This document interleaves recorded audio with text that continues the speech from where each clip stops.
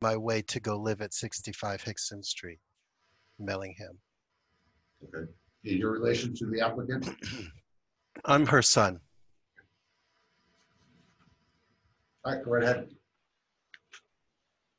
All right, so um, the application for the kennel is, I was told, would be necessary for the amount of dogs that I own here in Brazil. For the past 2 years, I have 8 pugs.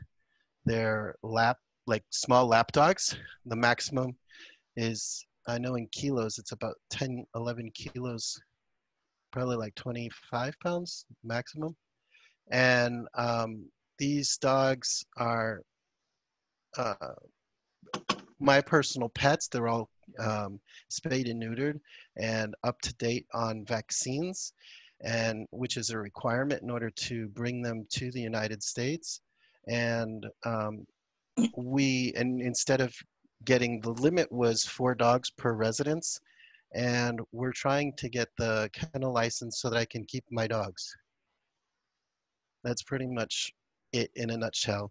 The infrastructure in the house will be temporary for like the next year until I can get situated again in that address. And I'm in the process of going back so that I can help my parents, my mother who has had side effects from the coronavirus, my father with complications from diabetes, recently amputated a leg, and they're needing some assistance there from me personally. So this has instigated my return to the United States.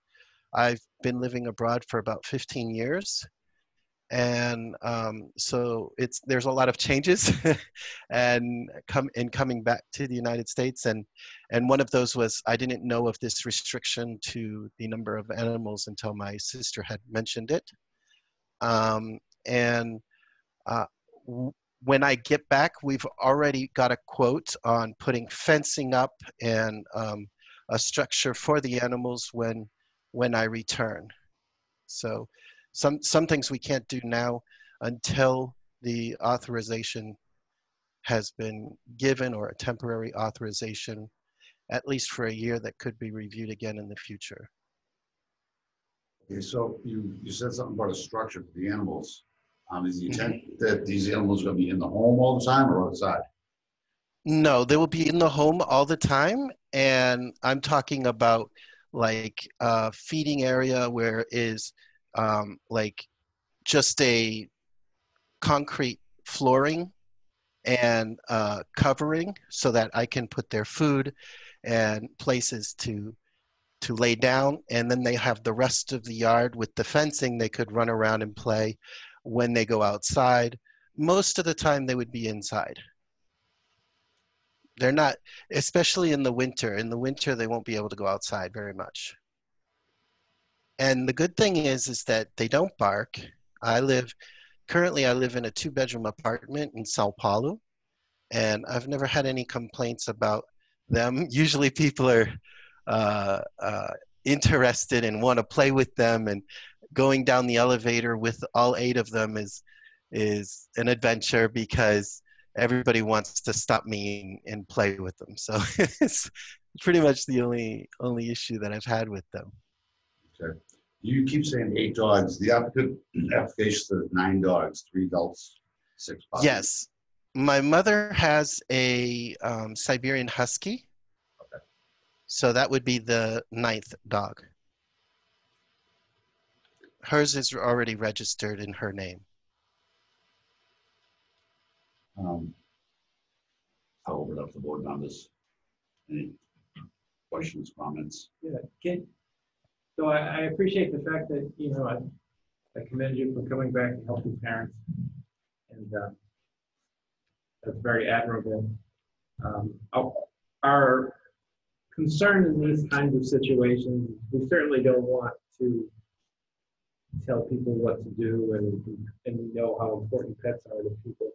But our biggest concern, generally speaking, is the impact that a large number of animals might have on neighbors. Could you tell me a little bit more about the day-to-day care and how, what steps you're going to take to minimize the impact on the neighbors? Okay. Currently, what I do, because I live in a small apartment, it's about I don't even know how to convert it. It's what they call a 60 square meter apartment with 2 bedrooms. And so I get up at 6 o'clock every morning and feed them. And then I take them for a walk. And usually taking them for a walk, they come back and they go back to sleep.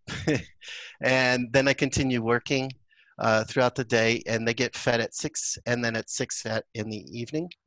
And during the day after the walk, I'll take them up for another walk after dinner. And usually they do all their necessities in the street. So I do have some uh, pads that they're plastic, and they're like have these little grates on them where I can put like this um, uh, like diaper material in the pad. And if they have a need to do anything here in the house, then they go out on the patio and they do it there, and then they come back. um, as far as making noise and stuff like that, they don't really do that. They only play, and when they play, they make a sound that's kind of like it's like a baby crying because I don't know how to explain it. It's a funny sound, but it's not loud or causing any problems. Um, the the I actually thought it was unusual that they didn't bark so much. But I do have one dog that there are some neighbor dogs in the neighborhood, not in my building, but in the neighborhood that you can hear barking. And when one of my dogs hears that, she barks, but it's a muffled kind of bark. It's not loud enough to cause any problems. So that's pretty much the daily routine. And then, the 2 walks a day, and the feeding times. That's pretty much it. Do you anticipate being home the entire time? Yes. Yes, I'm home 24 hours a day. I work for a online English company called Open English, and I teach English online, and I work as curriculum development. So I do the teaching and the curriculum development. I'm home the whole time.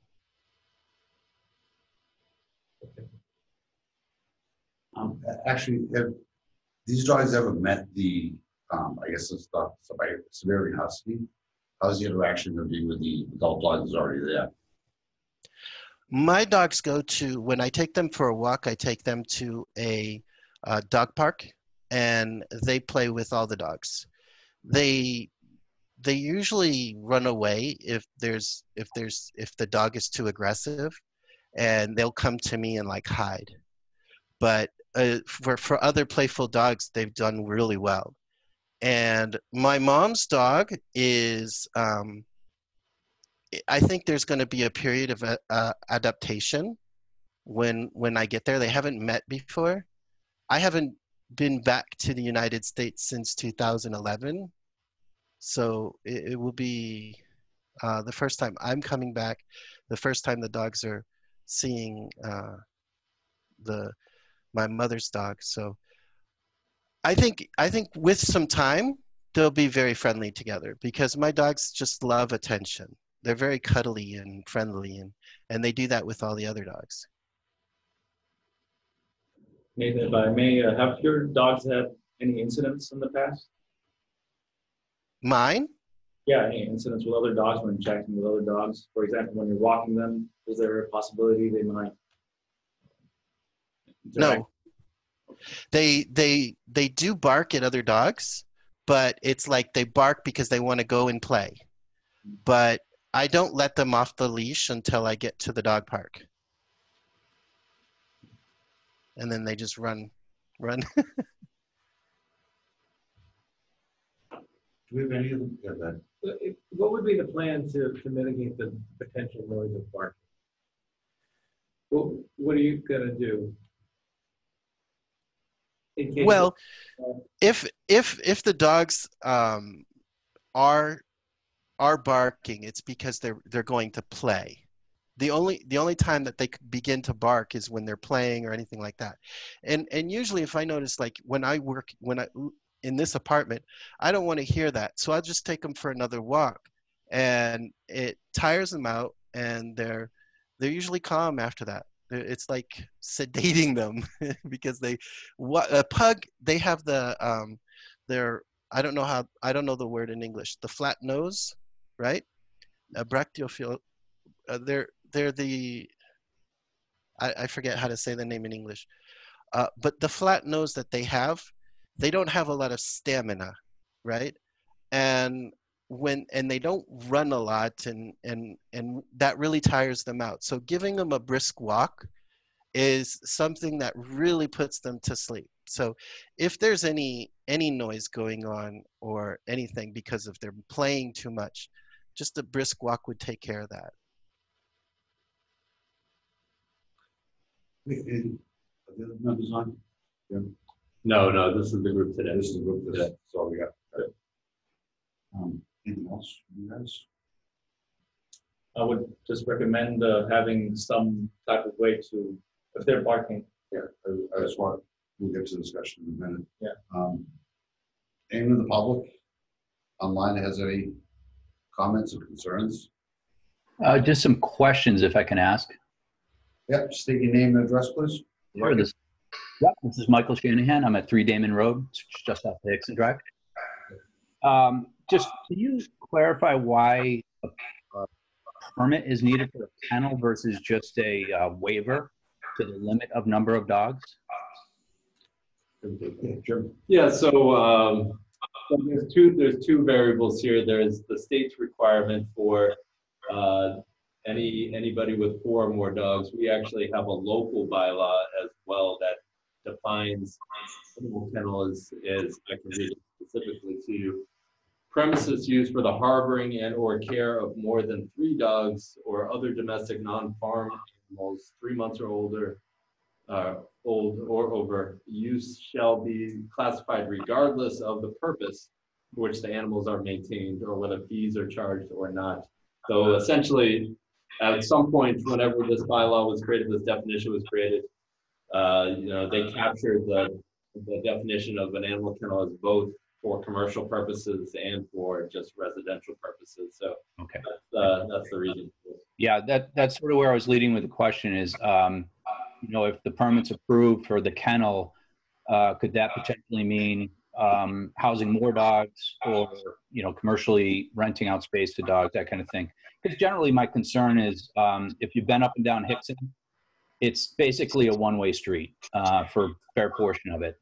And my concern was if this was actually going to turn into a business where cars would be additionally coming in and out of the neighborhood, that might be a concern. Yeah, Mike, I would have to say that if this was to be approved, there would be restrictions written into it, that would not be allowed to happen. I see. So it would just basically allow for the private ownership of these additional 8 dogs with no additional dogs, no additional commercialization of the property? Correct. Understood. And my dogs are all spayed and neutered, and they will not be, it won't turn into like a puppy mill or anything like that. Yeah, I got that. I'm totally against spayed that. and neutered. That's not, yeah. Anyone else in the public? Thank you. Tim, I see you're online. Do you have any questions or any comments? Yes, I do.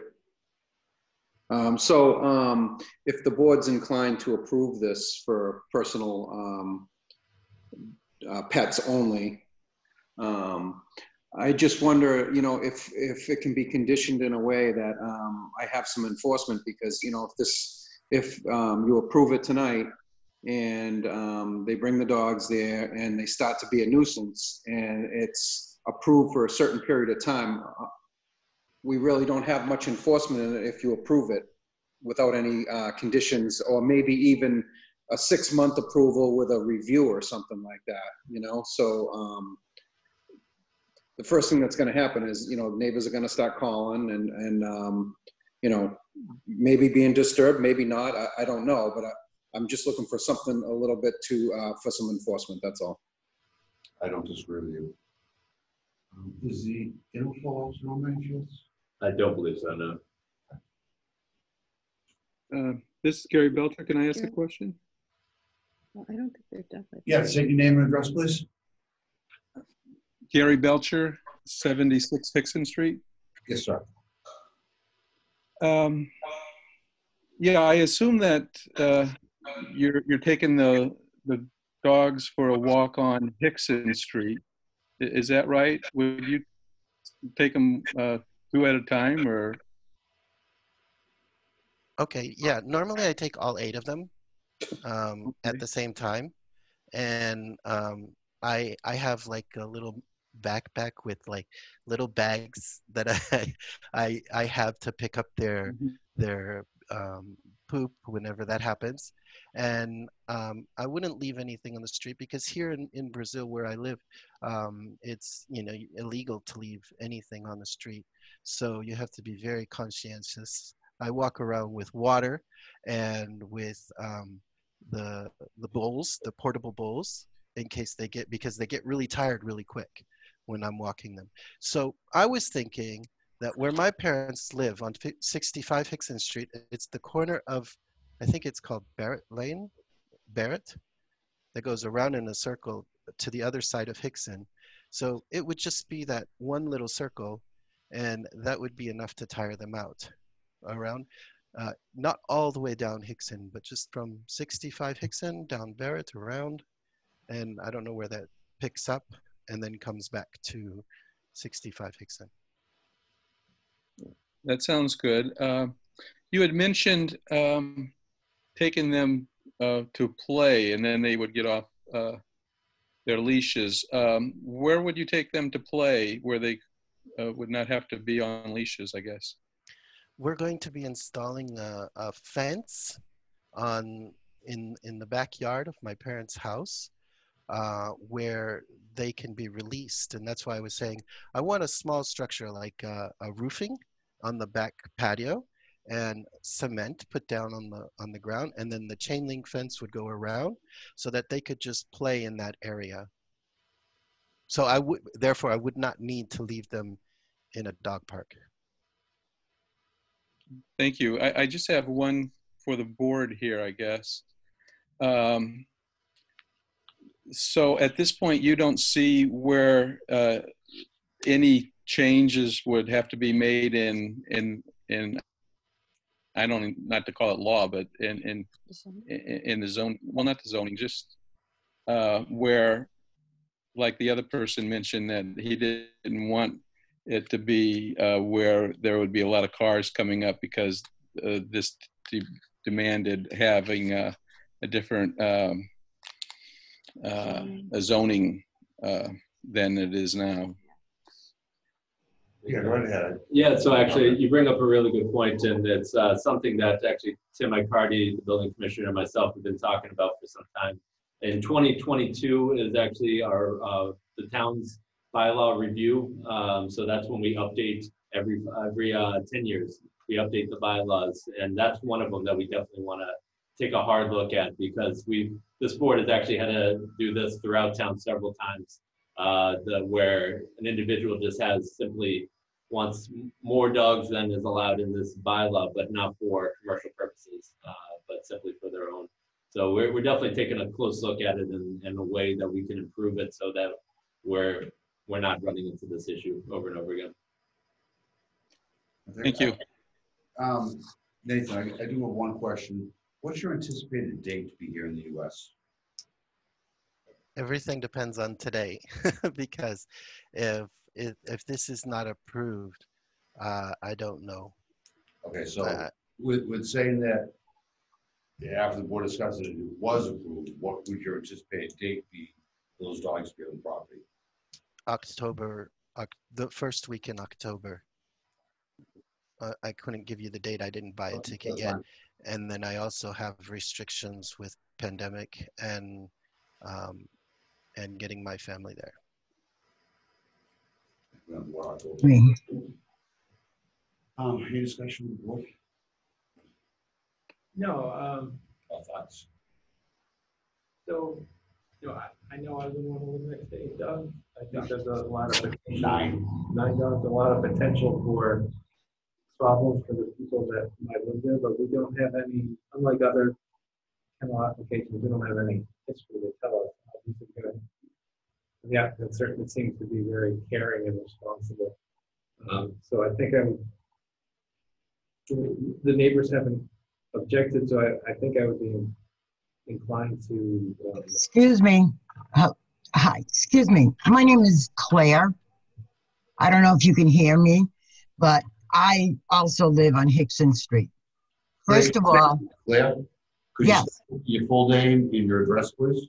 Sure. My full name is Claire Lofgren, and I live at 73 Hickson Street. Okay, thank you. And, I mean, it's not as if we don't have enough here on the street. I mean, we deal with the children and from the group home and stuff like that. And then having a kennel. I mean, I'm petrified of dogs, so I can't even walk the street. There's so many dogs on this street. And now a kennel? I don't think so.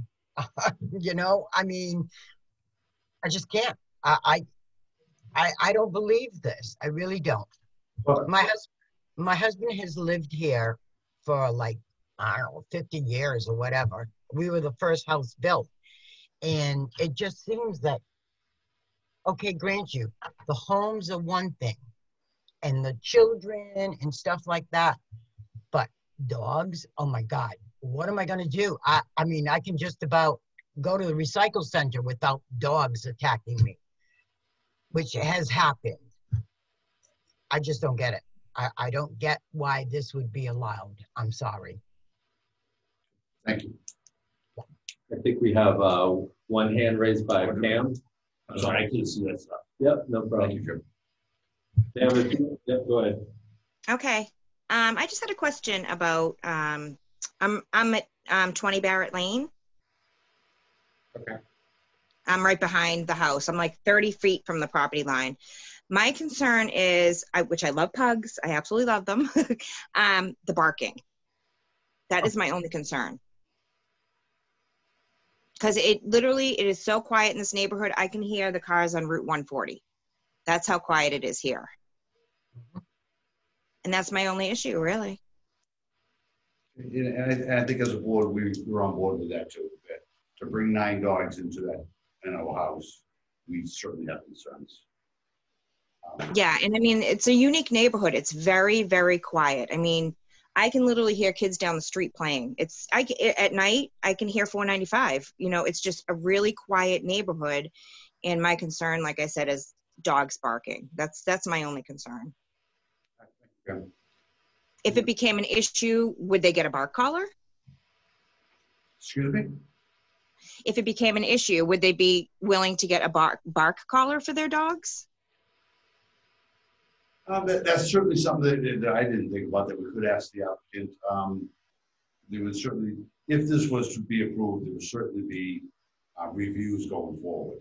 Okay, that's really my only concern. That's it. All right, thank you, Pam. Thanks. Anything else, Jim? No, I think that's everyone.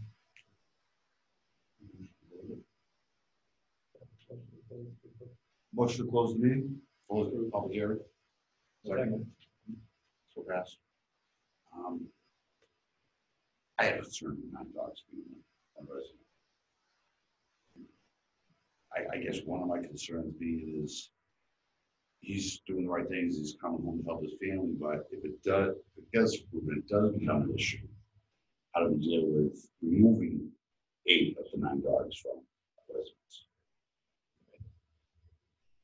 So what I was thinking about is, if we were to allow it, that we would condition it on, it would, like Tim suggested, some sort of short duration. 6 months or something for some sort of review hearing, and that perhaps some number of complaints to the animal enforcement agent or something triggers some sort of hearing, which I need to speak up a little bit. sorry, that would trigger some sort of review hearing that where the license could be reassessed and conditions imposed or terminated or something like that. If we have that kind of emergency, I don't know if we do. Sure. But perhaps it would be with the Board of Health, where I think more of these things should go anyway. But subject, we would condition the permit on those conditions, non-commercial. And they would also have to go to the Board of Health to work through whatever issues they're going to address there. But I also share their concern. I would not want to live next to my dog.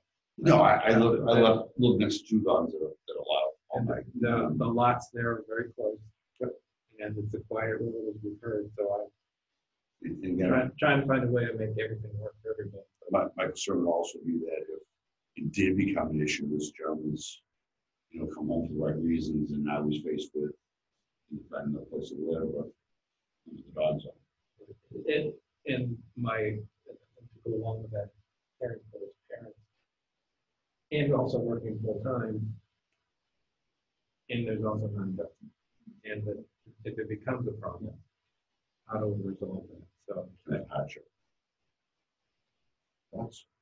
Yeah, I personally own dogs, and I do appreciate Nathan going to take care of his parents. So, but at the same time, we do care about how the neighbors are going to feel. One thing is how soon. My question would be, how soon will Nathan be placing the fencing around it as well? So maybe perhaps we can have certain time for him to place the fencing, and then if we get 3 or more complaints from 3 separate neighbors, perhaps we can have another review as well as a time-based review afterwards. I have to be honest with you, all fairness to the neighbors. This is large. I don't think I'd let it go 6 months. I think that once the dog is on premise, I go maybe 3 months and then another 3 months, just to take care of the neighbors. I mean, if it's a nuisance, I have concern about that. I think that's reasonable. And in other applications in the past, we've limited the number of dogs that can be outside. All 9 dogs kind of parading down the road might trigger other neighborhood dogs to react, and they would react.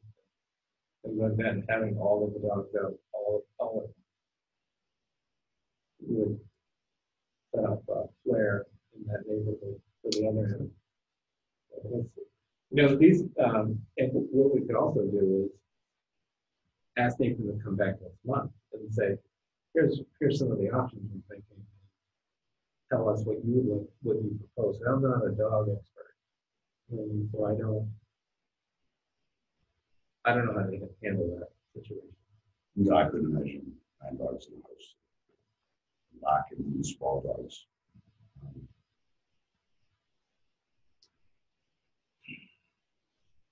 And that's, I suppose my stumbling block on this is, because of restrictions on it, but what will transpire if it becomes an issue?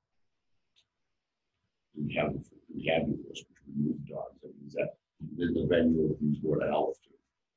Right. So yeah. So you can certainly heavily condition this. I mean, historically we've conditioned it so that obviously the Board of Health license, any violation for the Board of Health license violates the special permit that you grant. Obviously non-commercial, so there would be no ability for it to be commercial. I've heard a 3-month review period, so 3 months from the date that it's approved, Nathan would have to come back and provide us with an update. Also, I heard a condition of, if it's before the 3 months and there's complaints, those complaints are going to either the animal control officer, the Board of Health, or Tim, the building commissioner. And all 3 of those, are part of the team that will talk to one another. So, if there's a significant concern there that both stems from the neighbors or from, just the team saying, okay, we've had 2 or 3 of these same complaints and nothing is rectified, then they can come back to the board and, you guys could consider whether or not this is a violation of the permit, and therefore that's a voided permit, and he would have to either apply again or relocate. So we could certainly write those types in. Also, obviously the 9 dogs, that's what they have now. You could certainly condition it so it's no more than the 9 dogs. And also, if Nathan decides to, give a few dogs to a friend or something like that, that lowers that threshold. It doesn't remain at 9, it would remain at 7 or whatever it may be. We also maybe consider, and I know I would want to say 3 months, but where he's going to have issues coming back into the country. Given a hard 3 months with the approval, let's just say we approve tonight, I think that may be unfair to the applicant. I would rather do something like a January 1st. Because he's saying October, so I think saying 3 months from now, he'll just be getting his feet right here. Also, one of the residents brought up a comment I've seen it in use. The bark collars. The dogs are outside. Nathan, have you given a thought to if we do have concerns or issues with barking, would that be something that would be acceptable to you? Yeah, I'm thinking about it. That sounded like a good idea. I would just want to check with the Humane Society to share to find out if that's humane treatment, because I mean I wouldn't want to hurt them, No, and I agree 100%. I'd want to speak with the vet of the Humane Society too on that. I honestly don't know how they work. I've heard of them, but again, I'm a vet or a dog expert. Yeah, so I like the conditions that Jim mentioned. I would say that that there'd be no more than 3 dogs out at one time together. That we cap it, like Jim said, at a maximum of 9, and if they should die or whatever, it's not replaced. I think those are all reasonable. Can I make a small change to that? Or Mrs. Fox would change to that? He's got 8 of his own, and there's 1 existing. They don't believe the husky's going to be out walking with these little dogs. Maybe change it to 4, so that he can take half and half out instead of having to make 3 trips out. He can make 2 walks around the block. I mean, I think that would do something. Just to control the sound. Control it, you got it. And also, if you'd like, I have each dog microchipped, and they have their identification. If that would help your control to see, which ones are there, you can control that way as well.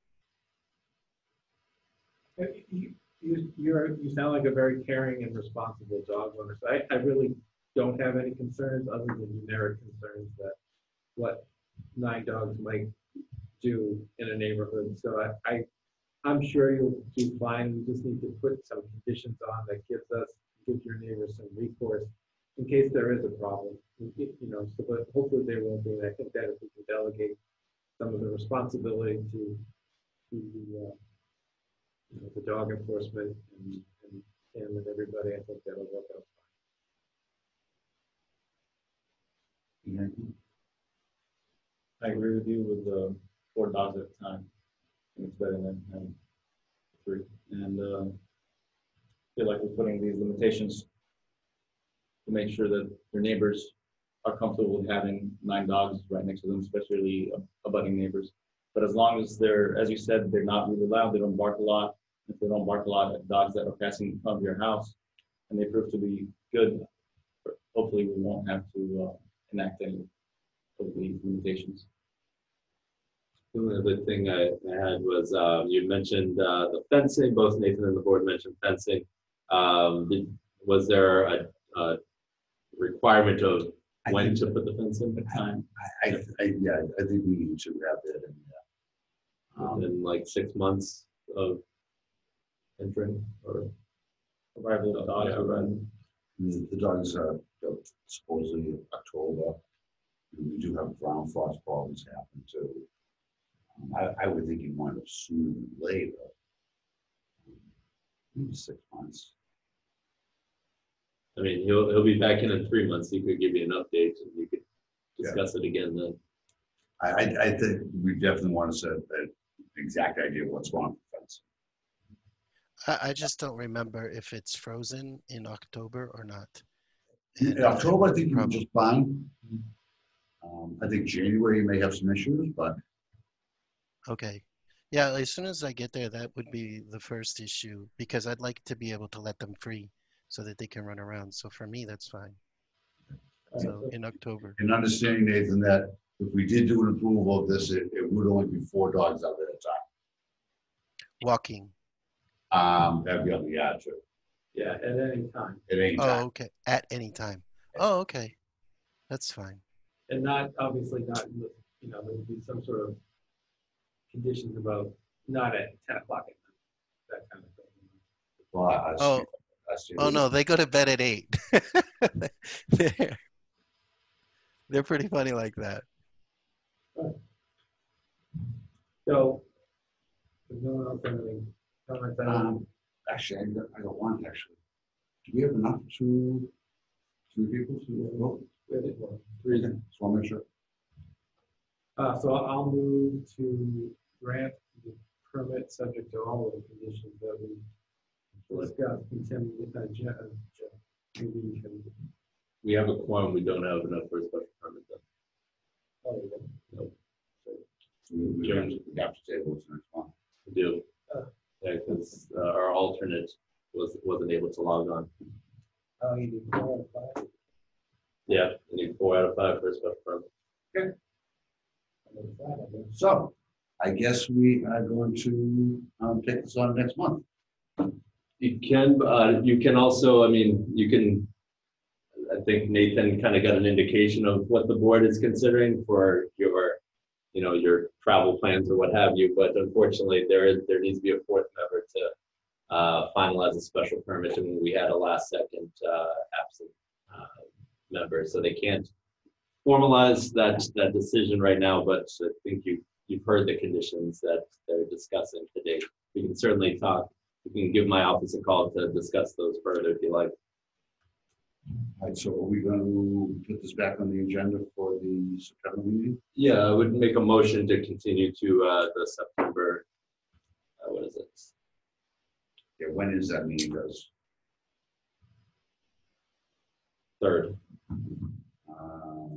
That's before Labor Day, isn't it? Yeah, Labor Day is late this year. Yeah. Okay, I'll begin. I'll move to continue the hearing. I'll second that. So Nathan, we based on the number of people we have tonight, we are going to need to continue into the next meeting. All right.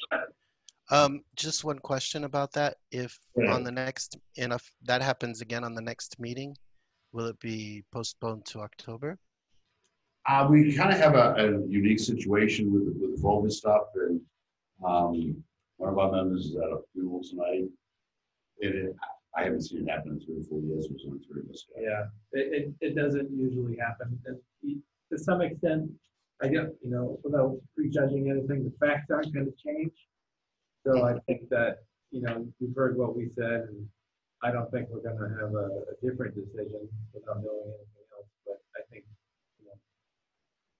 Yeah. No, that's okay. I mean, we're still working on passports and visas, so. We apologize for the confusion about the number of. And I guess going forward, and then hopefully by next month, maybe we'll have more information. But if we're traveling into the U.S., I think as a board, we would have to be a little more lenient on that first 3 months of what that date would be, because he may not be able to get into the country for 4 months. And you know, he's trying to take care of his parents. Right. All right, so we'll continue it to September 3rd. Yep. Did everyone vote? Yes. Excellent. All right. Thank you, Nathan. Thank you. Thank you. Okay. What do we have next, Jim? All right. Next on the agenda is the comprehensive permit extension follow-up from Lakeview Estates, and I see at least 2 members or 2 individuals from the applicant or developer here. Angela, are you speaking? Yes, I'm here. Jim, you want to just update what's going on? Sure. So there has been some activity since the last time we met. I know the applicant has stated that they are working on the redesign of the drainage over on Silver Lake Road. That's obviously an ongoing concern for the town, and we would like to see that rectified. I know I've met with DEP, I know Conservation has met with DEP, and I believe the developer has met with DEP as well to discuss that further, as well as a few other things on phase one that's really revolving around conservation issues, meaning rain gardens and those sort of things. We've also had a little bit of concern of dust activity. I've been making mention of this to Alex, the general contractor there. I know the Department of Environmental Protection also issued an enforcement order for dust. My understanding, though, is that they are soon to be paving, and maybe we can get a status update on the schedule for that. But the pavement on phase 2 will be a big help to the dust control issues. Right now, anybody who enters the site is driving in the gravel and dirt, and the moment a pickup truck goes on there, dust flies up. So putting some binder down on phase 2 will be a big help for everyone, I think. So that's essentially where we're at right now from the town side. We're eager to see what they have to improve upon the drainage, but that hasn't been finalized yet. So they are certainly working on it, and DP's been keeping me updated. I don't know if there's anything else that others want to add, but. First, I would just like to clarify that wasn't an enforcement order from DEP. It was a notice of non-compliance. So I submitted a dust mitigation plan that I had gone over with Alex and Howard Fafford. And so we just have to follow up with DEP to tell them what we've done, the actions that we've taken to adhere to the dust mitigation plan that was submitted and was acceptable to DEP. So I'll be following up with DEP next week on the dust. And as like Jim said, we are just about ready to start paving the phase 2 roadway, and that should help with the dust a lot. I can let Alex speak to what's going on site with the dust. But as far as the basin redesign, unfortunately, Bob Poxon couldn't be here tonight to talk about that. It was not a basin redesign. It's the Silver Lake Road drainage, the addition of another outlet pipe. And that's being discussed with Ann Matthews and the Conservation Commission, as well as DEP and DPW. But we just need to do some more drainage calculations and provide some more engineering work that was requested by the Conservation Commission. And, you know, hopefully, I mean, we want to get started on that. The addition of that outlet pipe as soon as possible. We just have to get approval for it and amend the order of conditions, the superseding order of conditions. So. Thank you.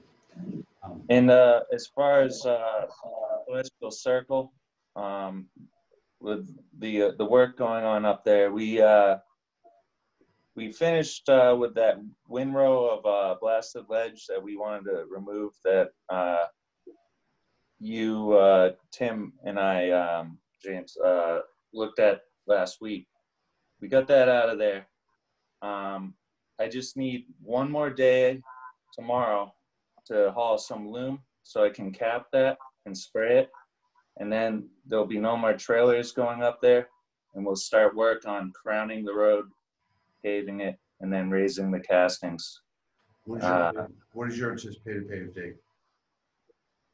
I'm trying to nail down the paver. They're all very busy right now, but we're gonna start work on grading all putting the crown in and the fine grading of the streets next week, starting like Monday, Tuesday.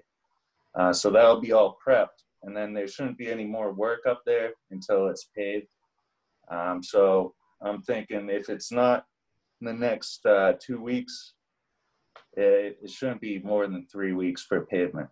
But there won't be any more hauling or anything like that up there after tomorrow. Okay, thank you. So I guess right at this point, we'll wait for another change or redesign of the. Yep. Yeah. So right now we're eagerly waiting for the drainage improvements on Silver Lake Road. That's still part of that essential infrastructure that we've been talking about on and off for 5 years now. In phase one, that's something that is critical to phase one, and they're nearing the end of phase one building permits. I took a review with Tim this morning. And it looks like they have 5 that are still 5 building permits still to pull. I believe, though, if not all of them are on his desk right now. So they're nearing the end of phase one for building. So we want to make sure obviously the essential infrastructure works properly before we move on. And I have to be honest with you, I'm having a real hard understanding of why we're redesigning and changing this. It was designed properly the first time. Just so the board members know, I just took 10 minutes and I got 7 meetings worth of notes for water issues. I think it was designed properly the first time and done properly. We would still be talking about this 5 years later. So, thoughts, Brian? Jim, so in terms of the permit and the issuance of building permits in phase 2, those are conditioned on the completion of the essential infrastructure of phase 1? Well, no, the central infrastructure of phase one is in regards to the extension of the permit. Really the crux of the matter for us being here each and every month. Sorry, just a moment. So in the permit section, or condition 16 talks about essential infrastructure being completed within 6 years. So this permit was issued in 2011. The commencement of construction was 2014. It's 2020, so 6 years later. So this is what we've been discussing for the past couple of years, is completion of essential infrastructure. We thought we were pretty darn close to that each and every time we alter that drainage structure. But obviously there is some more concerns, and so we're getting close, honestly. I mean, when we first started this discussion with the applicant, the roads weren't paved, the curbing wasn't in, the trees weren't in, the sidewalk wasn't in, the lighting wasn't in. But now at least much of that is done, and we're down to drainage, really. So that's where that falls into play in terms of continuing to extend this permit. It's that the essential infrastructure for the entire project shall be completed within 6 years. The date of that construction is commenced, provided for good cause, the applicant may seek reasonable extensions for 1 year, which the board may review and approve administratively without need for public hearing.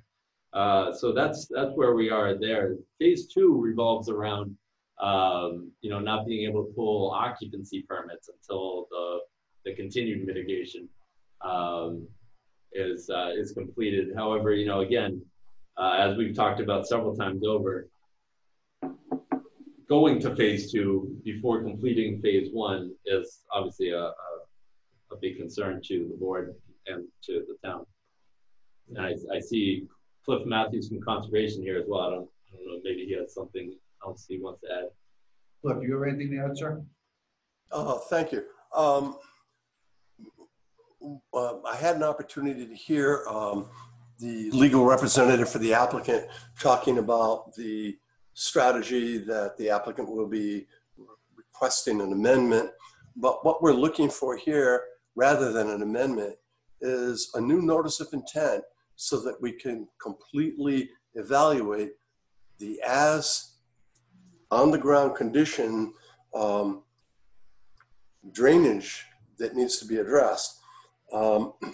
It appears that over the years, the original drainage calculations cannot be found or are non-existent for whatever reason. So rather than put a Band-Aid, another Band-Aid, and continue to try to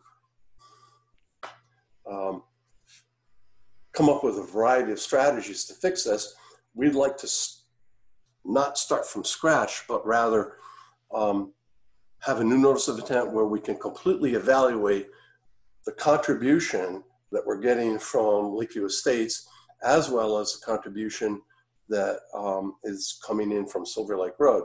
Now, Gary and Helen has designed both of these projects, but there is some kind of a disconnect there, and we feel that this is the time to pull everything together, find out exactly what the volume of water is, what the velocities are that are involved, and if necessary, send it out for peer review so that we can have adequate evaluation to determine that moving forward, we can address the stormwater management system in a legal fashion.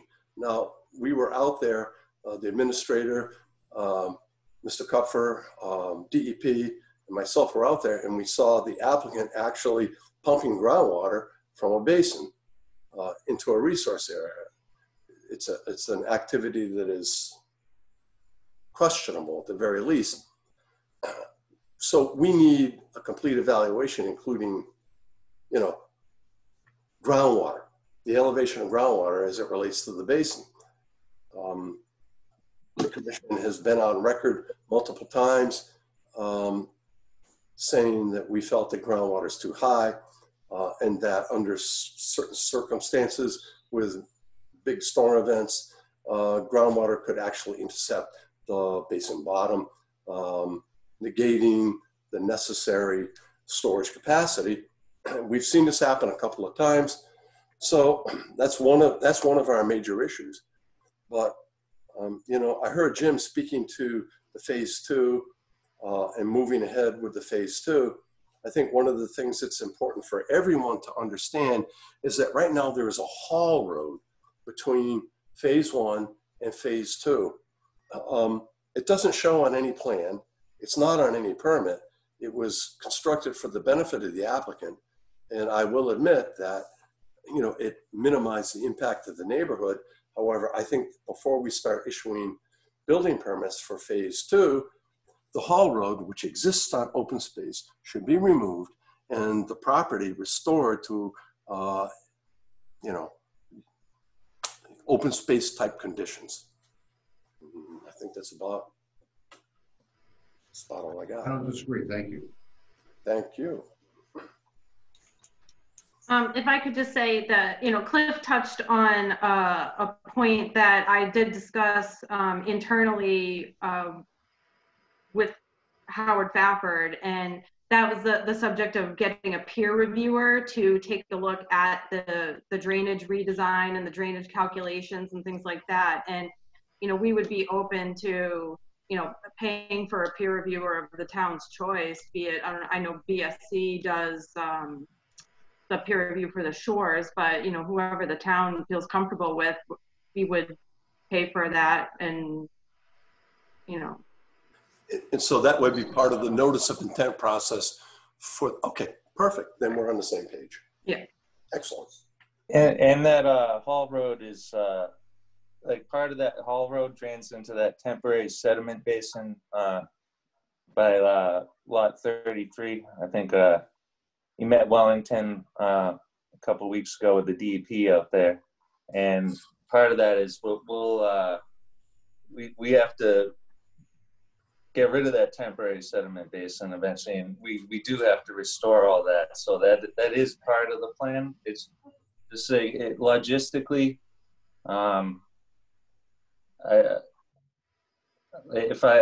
if I still have some construction going on at Candlelight, I would personally like to have that haul road open as long as I can, just so I can make things work.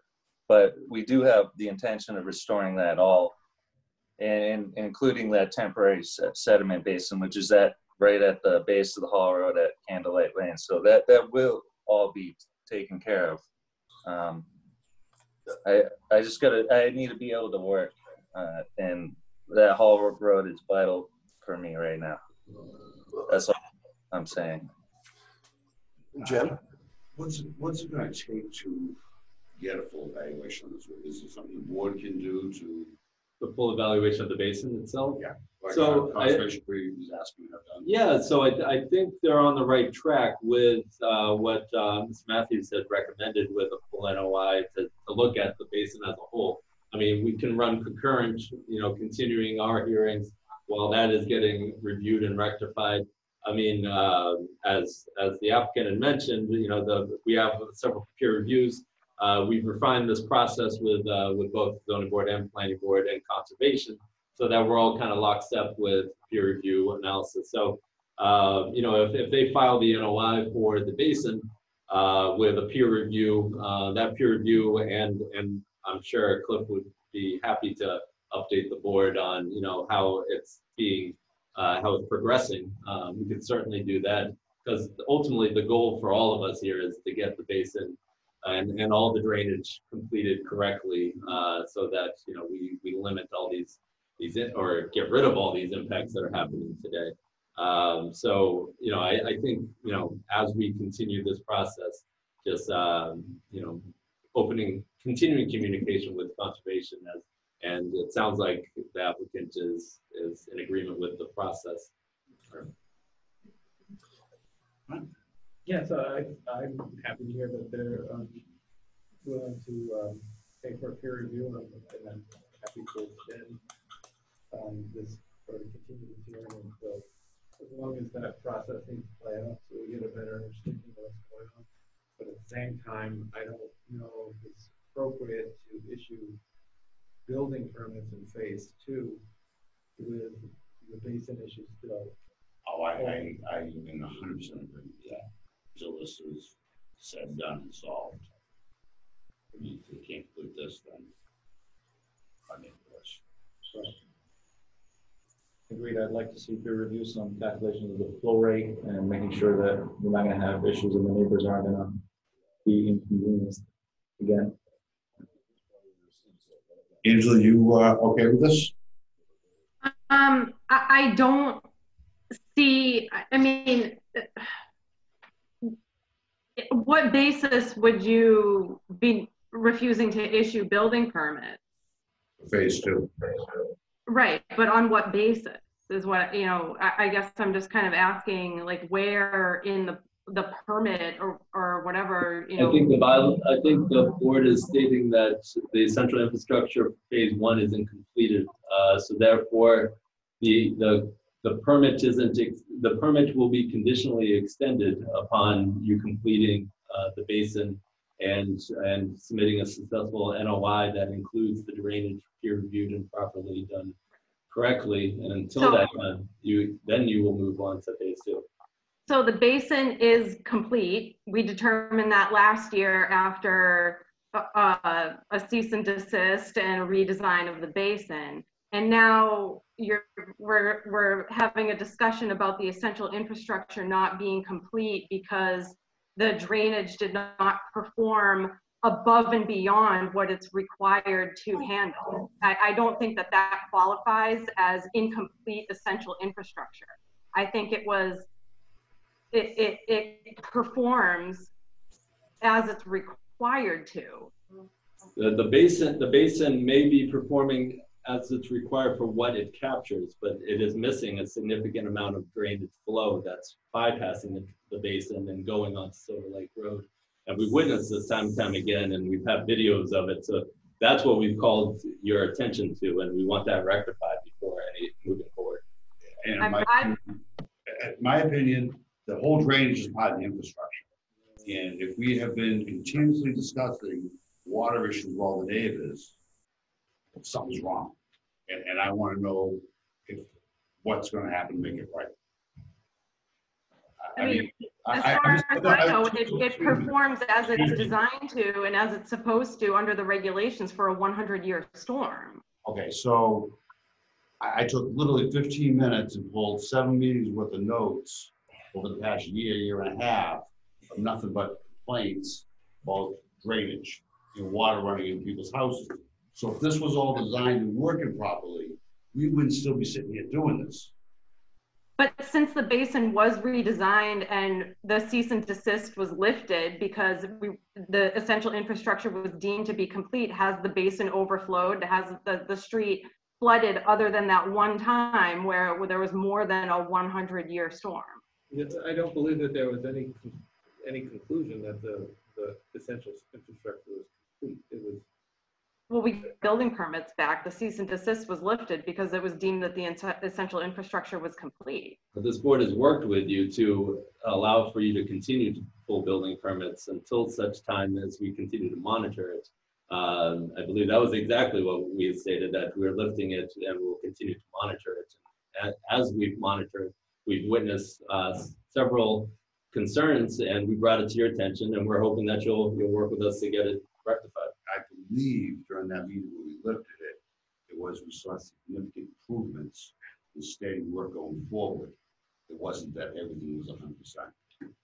But yeah, I agree. But I'm optimistic that with this new peer review, that we'll get to the bottom of the problem, and that we can all work together and figure it out and put this to bed once and for all. How many times do we have to talk about the same topic over and over again? So hopefully this is all going to be resolved. So Jim, what do we need to do in terms of motion? You can certainly motion to extend the permit to a date certain, whether that's next month or the following month, with the condition that, from what I'm hearing, no additional, no building permits for phase 2 until the basin or the drainage for phase 1 is peer reviewed and improved upon to capture the flow that is a concern, the additional volume that is bypassing the basin and a concern for the town. Is all the other infrastructure Could I suggest, maybe could you, rather, instead of the building permits, just hold the occupancies, because it's in our best interest to get the we don't get paid until we have an occupancy permit. We'd only be spending our own money. It'll at least let us, we have 10 sales already in the second phase. And it's going to take months for us to get these houses built. In the meantime, we can at least get started, and we're spending our own money, and it's in our best. It could also take months to get this basin redesigned, approved by DEP, the Conservation Commission, go back and forth with peer review. That this is not a one meeting process. Yeah, and we don't have any benefit. Right? Our motivation is to get you guys to give us permission to get occupancies. So that gives us more incentive. We're spending money on every house, hundreds of thousands of dollars to get them built. If you can at least let us get started, and then the bottom line is, if we don't get it done, like, we're in the bag, and like, you guys, you're the ones who release the occupancy. So, I mean, that's really like where your leverage is. If we don't have it fixed by the time these houses are done, we're just sitting, waiting, trying to. It gives us more motivation to get it done, like, from your perspective. Mr. Cuffer, we're not going to make any income. We're gonna be just spending money. You understand what I'm saying? Like, these people want that way. If, like, 4 or 5 months from now we get it figured out, and it's okay, I'm ready to get these occupancies out. Mr. Cuffer, if you guys aren't satisfied, you can always hold it. You know, say no. Wasn't the original, I mean, we discussed it tonight, that all the infrastructure has to be done before they move into phase 2, or was it just the building permits? How does that actually read? You just read it, right? Well, it's actually the essential infrastructure is complete for you to continue this whole process, not just phasing, it's just the process in general. You know, if this board, it's written in such a way so that if this board has come to a conclusion that they essentially aren't completing that essential infrastructure, you're well within your rights to revoke the permit as a whole. That means cease and desist altogether. I think you're going out of your way, and you have been going out of your way for some time now, to allow for this process to continue so that we can get this all rectified.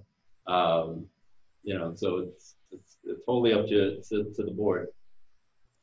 So for the permit, the end of this year, if all the infrastructure is not done, it could just be pulled. I mean, we're already at 6 years. We're at 6 years now. Yeah.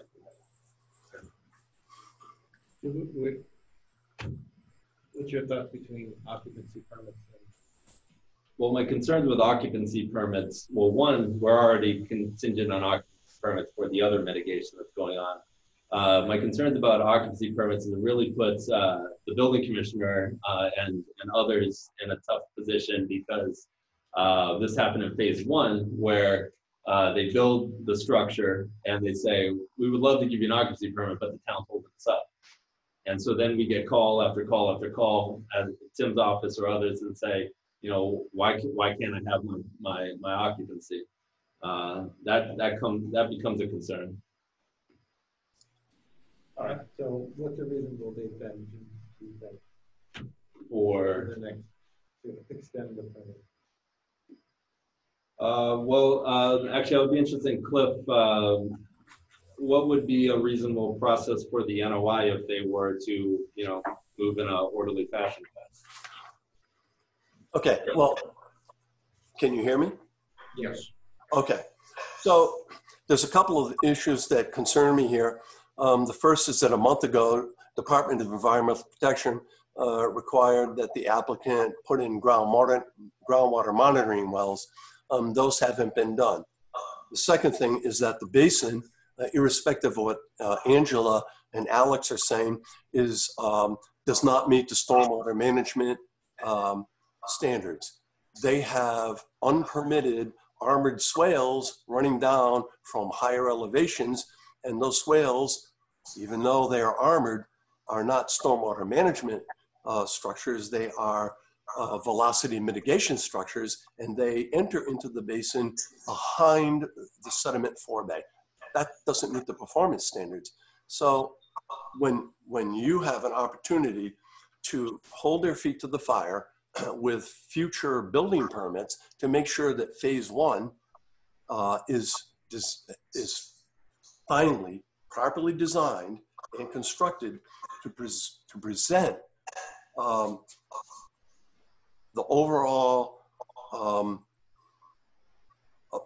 application to the standards and protects the residents that are now living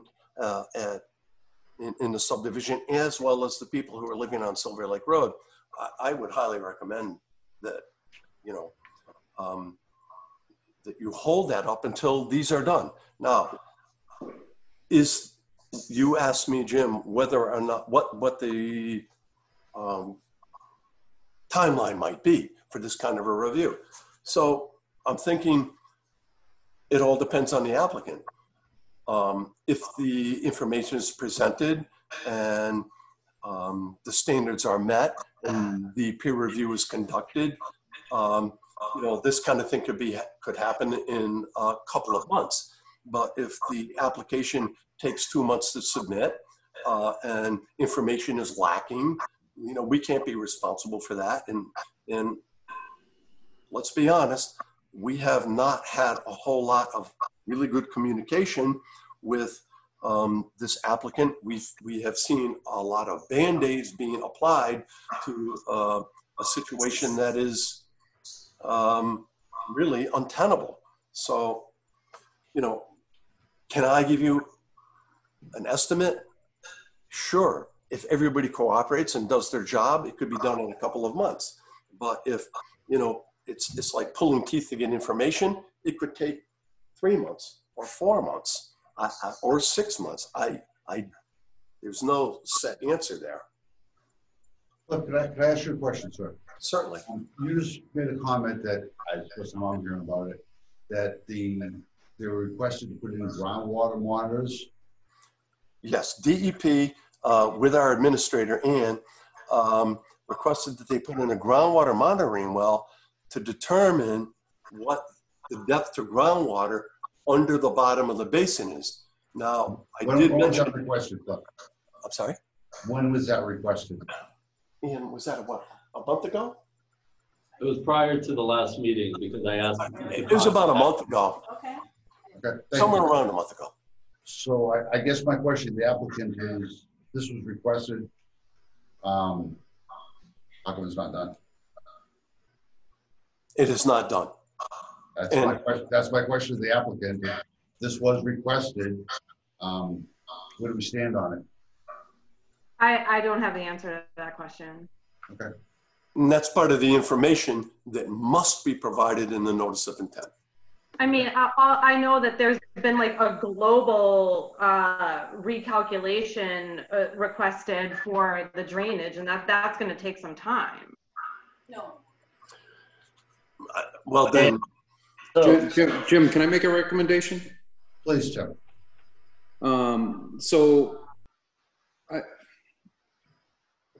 The applicant has built this thing to the design for the most part. The road was opened up, and we've witnessed, Jim and I have witnessed the water going down the hill, not capturing it all, and we get all that. Aside from the basin being maybe under-designed or maybe not, I don't know, as far as the functionality of it. But if instead of stopping the whole project, I mean, if these people have purchase and sale agreements on the phase 2, why not condition it to so many like maybe 5 permits, and give them the incentive to get this thing redesigned, get with the boards, go through the process, and get it done right. And if you give them some permits on the other phase to get going, they're going to have to do it because there's going to be a drop dead date. I know G&H designed it all. I don't know who reviewed it. But it seems to me, obviously, everything wasn't taken into account. Although the drainage going down Candlelight Drive, that's going to Silver Lake Road, from the beginning, Jim and I have had the conversation about those grates not capturing all the water that's going down there and ending up on the street and flooding out down there. In my opinion, they need to be a directional grate because it's flying right over it. Okay? Yeah, I'm sorry. Go ahead, Tim. So. I'd hate to see the whole project stop because it affects other people in the other phase that we get complaints about all the time because of the ongoing construction and ongoing impacts. Allowing them to continue to finish stuff, I think, is in our best interest. Now, it can be conditioned in a way where, you only give them so many permits until this work is done. I think leaving everything open and shutting and stopping them, I don't think that's going to be a good thing, especially going into the winter. And can I just say about the basin, like the groundwater well, I discussed with Bob Poxon from G&H. We have that, there is actually a well or a HDPE pipe in the bottom of the basin where you can see where the groundwater level is. Bob Poxon was supposed to meet with the DEP. It's unfortunate he's not here. It was under my understanding that he did reach out to them about that to monitor it. I mean, as far as I knew, I thought we had it covered. And then those stone check dams that you're saying aren't to the standards, those were put in because we had no vegetation originally, which obviously slows down the velocity of the water and everything. Those were put in temporarily, and the DEP asked us to take them out before we had that major storm, that 5-inch storm. And then after that 5-inch storm, in an hour, 4 or 5-inch, whatever it was, we didn't want to like take a risk and start taking them out. They're supposed to be taken out, but just for the sake of making sure everything is working right, that's why they're still there. They're supposed to be taken out. Those were temporary, just until we got the grass and vegetation growing. That's why they're there. So just to be extra careful, we left them in there because we don't. It's hurricane season. We don't know what's going to happen, and we would rather err on the side of caution, see how this all goes, and while we're redesigning the basin, supposedly coming up with a new design, Either it's the street or it's the basin. Till G&H gives us an answer, we'd rather keep those in place. Thank you, Alice. Brian, do you have something? Yeah. Tim, how many building permits have you issued or have they requested for phase two? I don't think Tim's there anymore, but I actually have the list here. And no building permits have been requested yet for phase two. It's just they're wrapping up phase one, which I don't know why. Hey, Jim, could I ask you a question? I know we had a conversation about this, but so the drainage basin for the new area, has there been any secondary review on Celeste Circle and Lovers Lane yet, just to be sure that something like this doesn't happen again? Is that an old calculation and a design? Jim, I was thinking the same thing. Drainage is phase two. And actually, Conservation and DP are actually on that one as well. There was some concerns about because there's a temporary basin, and actually, Alex may be able to speak to it, but there's a basin carved out already, but to the specs, but it's acting as a temporary, not hooked on, right? Yeah, we do have a temporary basin there on Lovers Lane. And then there's a temporary basin at the end of the Hall Road, which also drains for that second phase, which is near Candlelight. That'll catch the other runoff from that off of Celestial Circle. Well, Thank you, Alex. From the applicant, I got at the beginning that the basin was okay and it meets all standards. I feel like if the peer reviewers find it to be okay, then you'd be fine. There's nothing to worry about. But if it's not, then improvements should be made. And I would agree with Tim that it would not be fair to completely reject building permits, in my opinion, not stop work completely, but I feel like limiting the number of building permits that they can get. Did we phase this area? So in other words, you know, and I agree with you that, keeping them working, keeping them building, it's actually good for everyone. Everyone's making money and so on. But we also want this reviewed. So if the review does not stop in time in the end, that the permit's not going anywhere. Because we can drag our feet for another 6 months waiting for reviews to get out. So I think we need to put something in this extension that the reviews has to stop. It will continue with a lot of permits, but the reviews don't stop and get going. That's, we're working with them, they need to work with us. Does that make sense? Yes, and we agree that peer review will be beneficial for all in this situation. Okay, but you understand what I'm saying, that if it does, if the motion's not being made, steps not being taken, we have no incentive to allow any more building permits. Understood. Yeah. Here's the thing. Tomorrow, that will 15 building permits, they're all set. No, we need to limit how many we're going to pull for this extension. I'm not inclined to be flexible at all. No, We've been in this room talking about this very topic. That's why I can't took 10 minutes. I'm like, are you kidding me? We haven't done talk about this. Yeah. This is a known problem. We've asked the applicant to figure it out, to do the right thing by the neighbors, and we are still sitting here today. So I get it. I don't want to be the bad guy, but we have to look out for the town. And I don't think that this situation, given the problems that the basin's not capturing all the water, it's critical, and it's an emergency situation that has not been taken seriously in the past 18 months. Would you be acceptable to discussing future permits? Not now, but once we see peer review is working and we're going forward. I have no incentive at all. This is if they want to take their time or if they want to hurry up, that's on them. That doesn't stop water from running down. No, it doesn't. It doesn't stop water running into people's basements. And the neighborhood is looking to us to try to figure this out. And we've been very cooperative, like Jim suggested, that we've been working with them extending this permit and moving along, and every time, oh, just give us a few more months and we'll figure it out. And it always comes back to hurt us. What's your suggestion? I like my initial plan. I don't want to shut anyone down, but at the same time, we need to see some sort of results. We need to make sure that the infrastructure is done. And I want to see that resources and attention is focused on the problem at hand, and not, oh yeah, we'll take care of it. And they go off and make 25 more houses.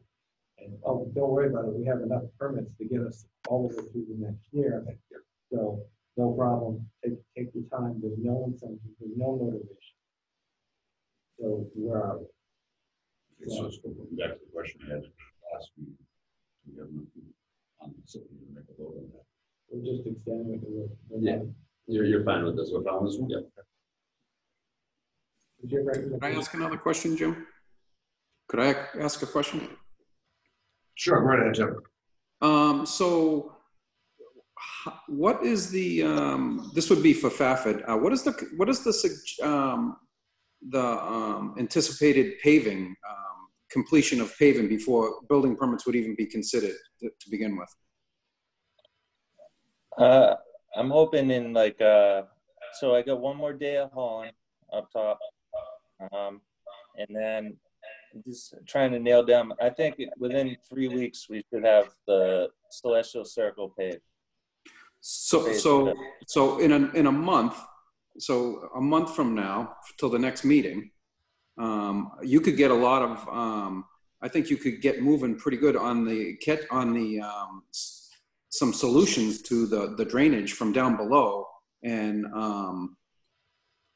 have G&H or whoever is going to review this thing and come up with some kind of solutions. You could probably get a lot of paperwork done in 30 days, or some testing and maybe some solutions for the board for the next meeting, don't you think?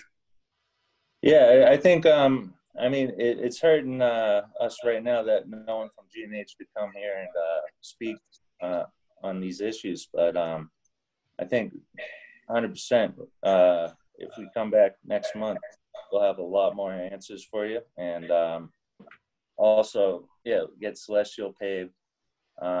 And we can discuss the Silver Lake, where it's all, because you guys repaved Silver Lake Road. We got the new drainage. And I don't think since we redesigned that basin, other than that one storm, have we had an issue with flooding after we redid the whole basin and the drainage? I think we just got overloaded by 5 inches in an hour.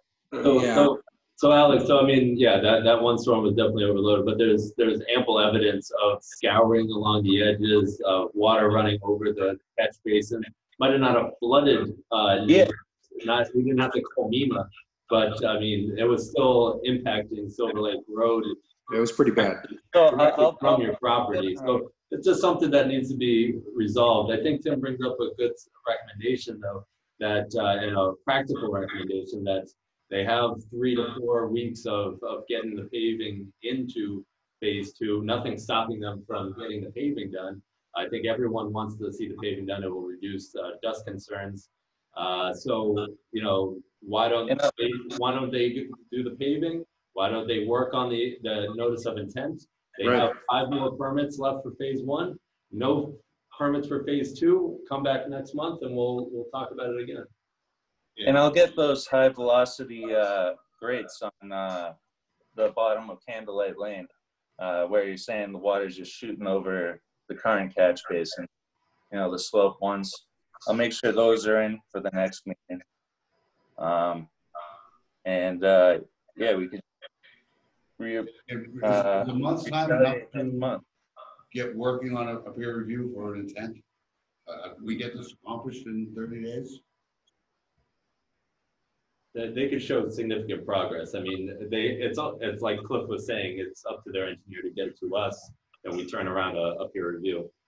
Well, I know that the Silver Lake drainage redesign, or that addition of that outlet pipe, that plan's already done. I can't speak to how long the drainage calculations and groundwater testing will take though, so. I think what Jim outlined is good. I think that they have. Back in a month. Yeah, come back in a month. Yeah, no permits for phase 2, but it doesn't seem like that's probably going to happen anyway. But to your point, they could just announce them all tomorrow. But I think that was our direction in that should happen. And we'll come back and talk about this yet again.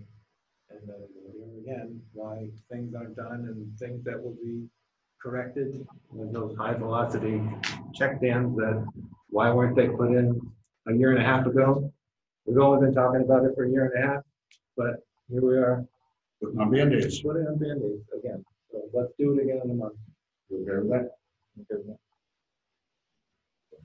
I make a motion to Continue to September 3rd with the condition that no building permits for phase 2 at this time, but to come back at September 3rd and show progress in submitting NOI to conservation and improve and design for improved drainage in phase 1.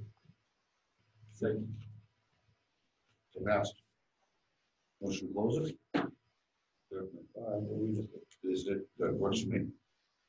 All those in favor? All those in favor? Aye. All right. Thank you all. Sorry for your job. Thank you. Thanks. Thank you.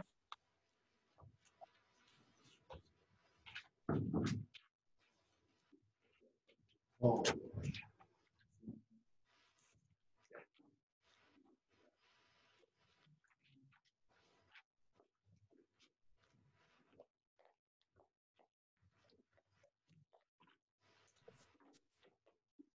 All right. What do we got? Yep, so the next one up, so this is the comprehensive permit for 161 Mechanic Street. So this is the apartment complex from Campanelli. And before us is Russ Dion from Campanelli. They have a PowerPoint presentation, which I believe is uploading right now, and should have let you get up there earlier. Sorry, while we were discussing. So just take one moment. Russ, let me know if you need any help with that.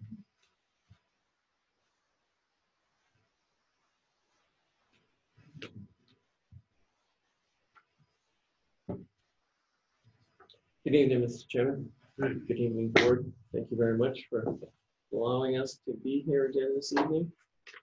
Well, this document loads. Jim, I'm just trying to open a PDF here. I think it started. Okay.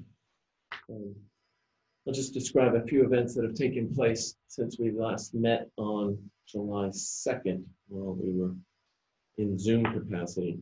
We still are in Zoom capacity, but it's nice to be live here. So thank you for setting up these provisions.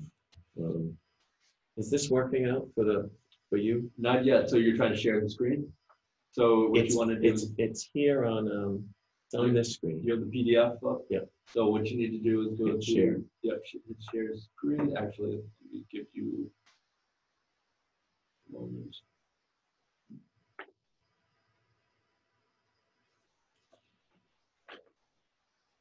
All right, now you should have the ability to share screen. Go ahead, share screen, and you'll select the PDF.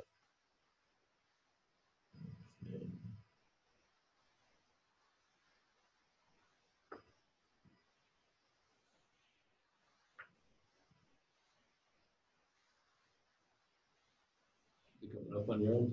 It's just doing a little wheel spin, just like that. Keeps on coming back to the default that you want to invite people by email. You have it now? Yeah.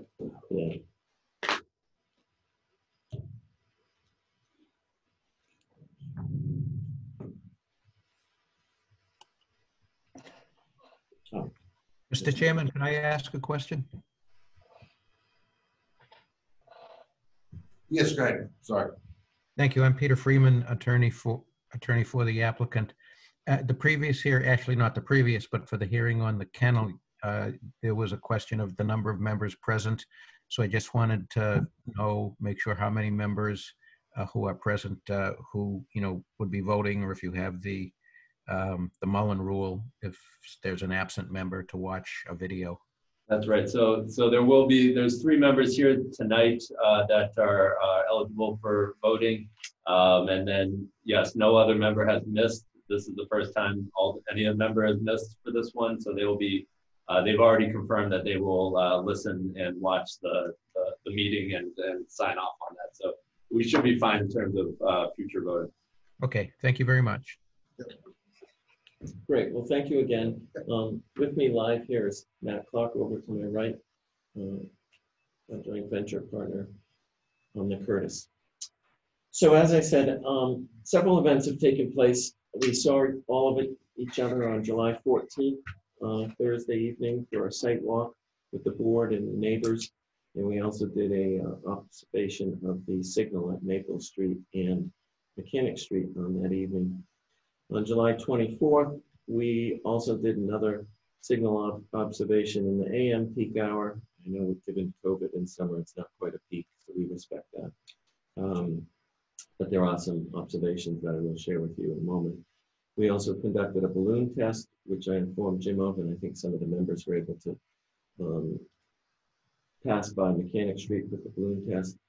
Also on July 24th, we had 2 individual neighborhood meetings. There's 2 condominium associations. The way the Maplebrook works is it breaks down into mini associations within the entire complex. So we've come to learn that there's the association in the corner. When we were out there, I'm going to call it closest to building 1, which is on your screen right now, is a separate association from the 2 condominium buildings that are closer to building 3, but we'll talk about that. So we met with both of those groups of neighbors. So I'm just going to take you through, I probably have hopefully what's less than 10 minutes to bring you up to speed on what we've done. I do know, and Jim can comment, that the peer review has not been completed, and that's a key and vital ingredient for the board and for us going forward, and we look forward to that peer review so our engineers can respond to that. As you've indicated, if the board or the public has any questions, I believe our team is all on Zoom. I know Jesse Johnson, our civil engineer, is there. I know Ron Muller, our traffic engineer, I believe, is on. Peter Friedman just introduced himself as our consul. And of course, Matt Clark and myself are here live. So let me just take you through the neighborhood piece first. This unit right here is the closest condominium unit to the property, subject property that we developed, and that is owned by Jean Karas, and we've met with her individually, also with the association president, Enzo, and I don't have his last name with me, and they also invited quite a few people from that group, Francois Dupont, Elizabeth Holmes, Tom and Beth Parker, Enzo Carrara, and Talik. So we all met on a Friday morning, and we staked out the corners of the proposed garage. I had a laborer with me with a yellow shirt walking around in and out at different lengths so they could see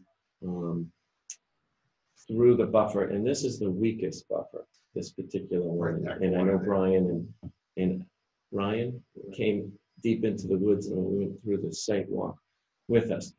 So this cross section here simply shows the existing distances between the first structure, which is a garage, and we have about 74 feet between a direct line between the building and the garage facade. That's not a perpendicular line that's between a property line and a building. That's from the edge of building to edge of building, okay? And there's a slight berm there, and in the original proposal, there was a proposal for a retaining wall. We met. Can I do one thing? Yeah, sure. Is there any way you could zoom in a little bit?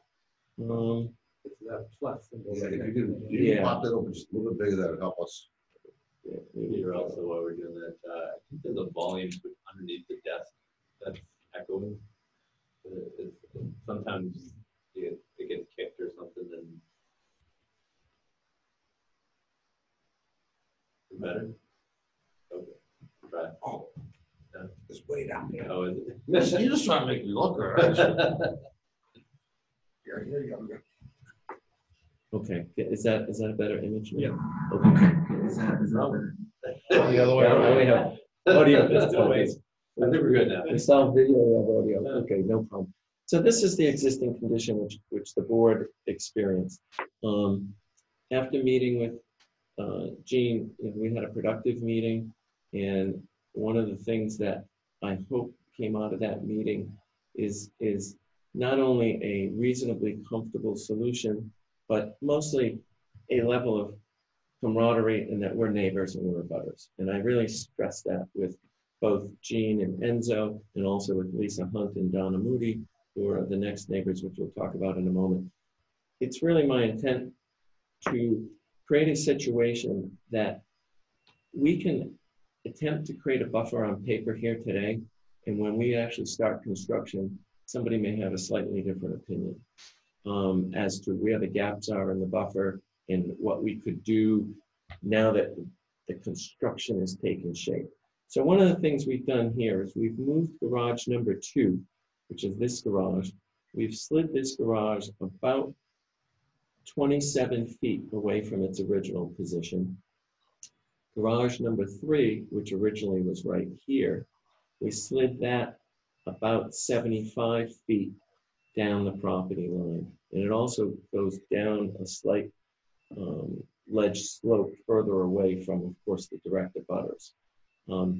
That puts both of the edges of these buildings almost at where the existing buffer stops. As you look there, I've overlaid the aerial photo with some green trees, which represent anywhere from 8 to 10 evergreen trees, mature evergreen trees that we plan to complement the buffer, but we've done a very good job of retaining the buffer that's there. We've also talked, and this is the additional note that we've added with the abutters, additional buffer plantings shall be planted jointly with the abutters and the owners regarding plant size, plant type, and location. Because some parts of these buffers work out quite well, and then other parts, just as you can see, this area here is a pretty good density of 6 or 7 evergreen trees, but then there's a small visual gap here. And I didn't necessarily load this up as if it was landscape design, but I put trees in here to show that the intent here is to complement the existing buffer once you see where the new construction is located. Okay. So this represents a move that puts the garage, puts the garage from 115 to 130 feet away from those same 2 points. And the red area in the little berm there shows where the garage was. So the garage has moved roughly about 50 to 56 feet on the direct line of sight. Okay. There's also like I said, there's a berm there. As we've moved the garage away from that berm where we feel we don't need to do the retaining wall anymore. And if we do need to do the retaining wall, we want to design it as part of the back of the garage wall. So there's no need for 2 structures in that location. The existing buffer that's there is quite dense of what's there. It's over 35, 40 feet tall, and it's in scale represented in that diagram. The neighbor's home, Gene's home, is 35 feet tall, and those trees excel over the height. So you don't leave all that there? We're leaving, essentially per this diagram, the intent is to leave as much there as possible. And as you can see, this is the unvegetated land here, and we've moved this garage back to there. And it's a little bit hard to see in this aerial photo, but this is the evergreen forested buffer that's there now. And then this is more of the deciduous area here. And you can start to see there's a lot of area here where there's no wooded area, and that's why we slid that garage down to there. I got an email from Gene after submitting both of these plans, went out to Gene and Enzo in the group, and Gene responded, and I'd just like to read her email to you. She said, "Good morning. The second plan is more accommodating than the original plan, keeping the existing trees buffer, planting other trees, adding a 6-foot stockade fence, relocating the 2 garages, and placing subdued lighting poles is more advantageous regarding the location of my condo. And I'm sure you will keep us informed, and I will contact you if I have any other issues that may arise. Regards, Gene Carrots. Before we went further, I've got a couple quick questions. I'm just jumping. You're planning on putting a 6-foot stockade fence right along the property line. Is that what I'm looking at here? I'm following you. Where are you planning on putting that? There's 2 stockade fences. This stockade fence here is about 25 to 30 feet away from the property. So that's line. the red line. Yes. Okay. And then here where we have parking spaces, this follows the back of the garages, which is 15 feet off. And that would go from corner of parking garage to corner of parking garage. And this is, substantially further away from the residence. So basically, those fences will keep the headlights from going. Correct. And we propose to do that across the entire back of the property. So I will move over to the next abutter, which is this is the original plan here. Lisa Hunt lives in this unit here, and Donna Moody is the president of that association. I believe she's either the 2nd or 3rd or 4th unit in this building. I may have that wrong, but both very nice people and very, very willing to work with us, and it's nice to meet them. This is the original submission. Here we had 2 garages here, and we had an opening here, which really faces there.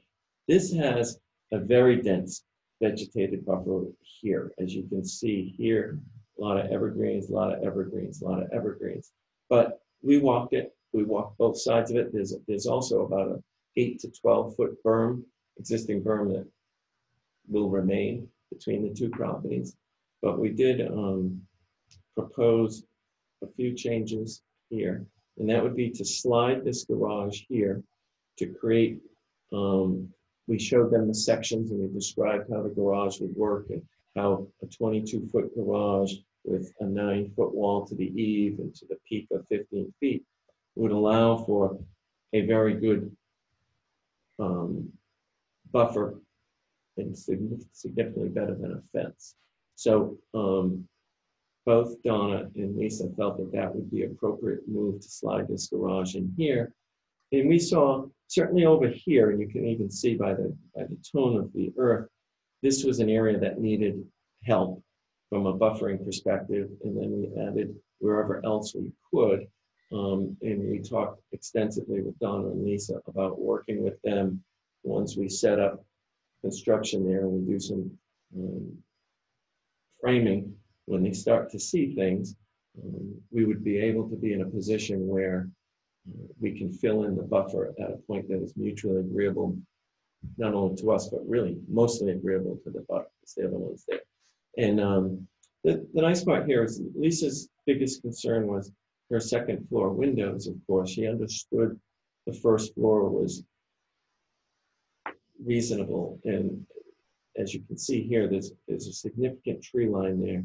And we talked about that extensively. We want to make sure that we control light and control sound to the best of our ability. I haven't heard from Lisa, but Donna did pass over that we sent all of these diagrams to Donna and to Lisa, and Donna thanked us for the update, and I'm sure they're perhaps on the Zoom. So in the effort just to get through this and open it up to more questions, we then looked at, I'm going to zoom this back out a little bit more. So we then looked at Building 5, as the board talked about. And Building 5 is the building that fronts Mechanic Street. And this westerly corner, the way it's planned, is 117 feet from the roadway, and the easterly corner is 110 feet. And there's a retaining wall. The grade changes a fair amount here, and the retaining wall gets pretty close to the leasing center and to the outdoor resident amenities here.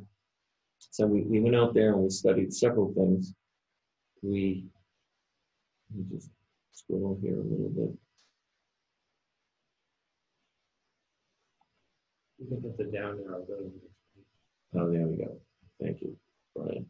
So we went out there and we put up the balloon test, which did this get to the board prior to tonight, Jim? Just curious. No, that's Okay. the presentation. Okay. Certainly, I hope you can share it with them. It's fine. But nevertheless, after looking at this, we felt that we could move the easterly corner of the building about 26 feet. And that, of course, creates a little triangle to the building here. The center of the building would wind up moving about 16 feet. And it was very difficult to move this corner back because of the grade, because of the retaining wall, and because of the ability to, this roadway here is aligned with the signal from the Lincoln Properties project. And you can see there's just a line of issues here relative to buildings, utilities, roadways. And it's pretty congested as well as topography. So we've really tried and felt that we couldn't move that. But one of the things that we looked at while we were studying this is there's 3 to 4 existing trees that exist in front of the building. And there's actually about 20 trees that exist in front of the building, but some of them, due to site drainage and due to parking, will be removed. But there's 3 to 4 trees that are all anywhere from 47 to 62 feet tall. And the building is 42 to 46 feet tall, depending on the corners. All of these three trees that I'm pointing to here supersede the height of the building. The other item, and I have a couple of photographs to show that. So this area here goes from 110 feet to 136 feet, and I just wanted to point that out.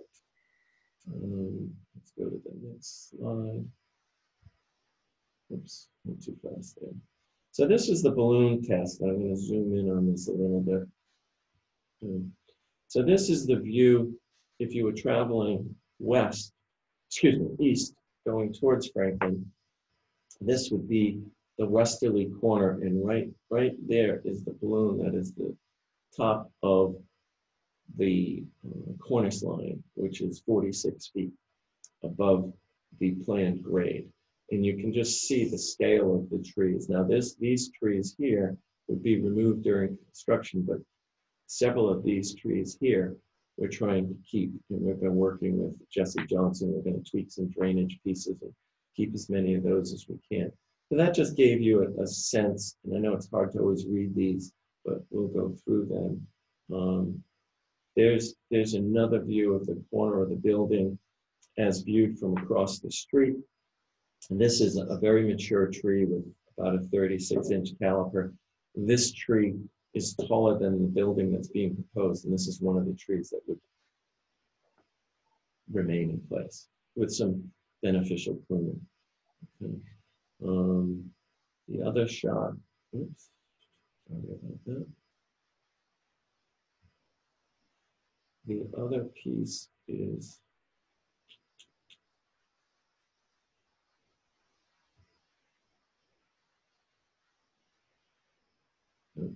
do that. Use these bars.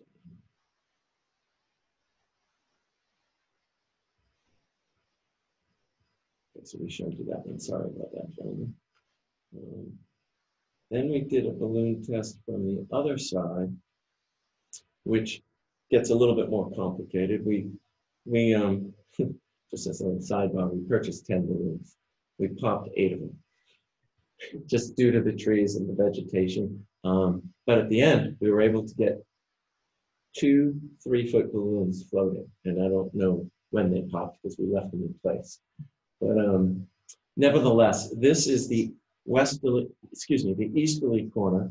This is the corner prior to moving it back 26 feet. I know the scale of things are hard, but here's a tree here that's proposed to be kept. Here's another tree here that's proposed to be kept, which will significantly obstruct the views into the building. You can see I've circled the balloon test there. So we'll make sure this gets to you so you can analyze it on your own computer and look at it a little closer. Whoops, we'll get to that. And then there's another balloon test there. Okay, so let me zoom out just a little bit more here. And, so that was the balloon test. I thought it was helpful. And then we had our architect produce some street views. Okay. The image on the upper right shows the building in the original submission. Okay. And you can see that this corner aligns pretty much with the second image, which is the proposed submission, the proposed change of sliding this corner back. And you can see this corner here is skewed back off the street by 26 feet. These are the existing trees that are being proposed to be kept, okay? And we've thrown this tree in here. We're investigating, and we've had an arborist go out there to see if there's 1 or 2 trees that we can dig and replant in front of this building on this side, okay? We haven't gotten a firm answer there, but would like to do that if the timing and the species makes sense to do it, and the likeliness of it keeping through the replantation process works. But this corner here is represented in that balloon test there. And then from the other side of the street is really where the existing vegetation really takes over. So this corner of this balloon test is pre-moving it back. So this is the image before the building moved back. And then this is the image here with the building moved back 26 feet on that corner only. And you can see those trees are rendered to the scale. We brought a transit out and shot the top of the trees. Okay, we've got 2 more slides. We had talked about trying to create a little bit of shrubbery and some obstructions to the headlights. This is an example of some shrubbery that is along a roadway, and there's a parking lot on the other side. There's a couple of cars there, but we would put a 36 to 42 inch shrubbery piece that would then grow to create a good visual barrier and headlight barrier as described by the board. And this is just a shot of a 4-story building that we found. Now, granted, this building was built about 15 years ago, so its vegetation has grown up a fair amount. But where this was shot, that building is 126 feet from where that was shot from. And that's about where we've moved the back of that corner to. So the closer corner that we weren't able to move is 117 feet from the road. We were able to move the corner that was closer from 110 to 136. And the last page, we did do a little bit of work as it related to the traffic. The specification of that signal at Maple and Mechanic Street is called a full demand actuated signal. And what that means is it's not controlled by wires in the street. If you look up on the crossbars of the arms, in each way there's about a 4-foot bar. And that basically is a signal bar that's looking out at the traffic, and it's looking at the speed in which vehicles are moving up, and it's recording basically the density as it reads the roadway. And I actually sat out there for about 4 or 5 cycles. And what it does is in the morning, when the traffic is going west to east to 495, the signal basically, and I know I didn't sit there through a real peak hour, so I fully respect that. You can see the green light cycle averaged about 1 minute and 5 seconds, but never was the cycle the same. Sometimes it was 52 seconds, sometimes it was 1 minute and 16 seconds, other times it was 1 minute and 1 second, other times it was 59 seconds. But the average was about 105. Then it would turn red. Now the traffic is coming up Mechanic Street from Belmont, not Belmont, from Bellingham Center. So the red light cycle sometimes was 18 seconds, sometimes it was 32 seconds, but it averaged out to 27 seconds on 4 cycles observed. And then the evening flow, which is coming from 495 and coming from Franklin to Bellingham, is exactly the same, but reversed. Whereas we experienced 4 green light cycles that averaged about 55 seconds. They ranged from 51 to 106. And then the red light cycle is about 21. Ron Muller put together this diagram, and what this diagram represents, and if anybody has any questions, Ron can certainly respond to this, but this is the signal right here at Maple Street. Could you go just a little bit bigger too? Sure, sure. So this is the signal here of Maple Street and Mechanic Street. And basically what he was saying was, and the Curtis is proposed right here. And if there was a queue, given the actuated demand signal, he has calculated that this is about a 3-minute queue from there. Okay, I can see it. I don't know if you can see it. What he's basically has said through, whoops, not what I wanted to do there, I apologize. On the, okay, I'm not very good at this. I'm gonna make it smaller. So there's another image here, which represents cutting through Maplebrook condominiums. And I've driven this 3 times now. Of course, they have a speed limit there of 50 miles an hour. And to get from one edge, the easterly edge of Maplebrook condominiums, to the westerly edge, you have to traverse over 7 speed bumps. I've timed this myself 3 times, and it averaged, the fastest I got through there was 5 minutes and 16 seconds, and the slowest about 5 minutes and 45 seconds. And in this survey that Ron did, it's typically 5 to 7 minutes, so I went out there and experienced that myself. I can't vouch for whether people will try to cut through Maplebrook condos in the future, but I just wanted to experience that myself as it related to the signal and also the cut through. So with that being said, I just wanted to, I know that these were the primary questions that were proposed both at our first meeting, at our site walk, and I feel that we've addressed the questions that I know them, and certainly if there's any other questions, we'll get right to it on that. And I know, of course, the peer review is paramount. So with that, I kind of concluded my introduction here. Thank you. One of the questions you actually brought it up, you're meeting with the 2 different associations and people who live there. Any discussion on in construction, during construction time, disruption and stuff like that? Did that come up at all? Yes, it definitely came up. I mean, the neighbors, they can hear a lot. You know, the lot that's there today is barren. There's nothing there that's baffling anything. Several of the neighbors made comments about the Lincoln Properties construction project. And they understand. Some of them were frustrated by it. Some of them understand it. It was mixed tolerances, but we definitely discussed it. We also talked about that there would be some discussion here about work hours. You know, I know you have a zoning bylaw of work hours that we need to be obligated to work with. Obviously, I haven't read the bylaw recently. I know we read it while we were doing the Campanella Business Park, but I'm pretty sure there's no work on Sundays, no work on holidays. Saturdays, it's a later start than weekdays. Saturdays is an earlier cutoff than weekdays. But we would certainly comply to the zoning ordinance.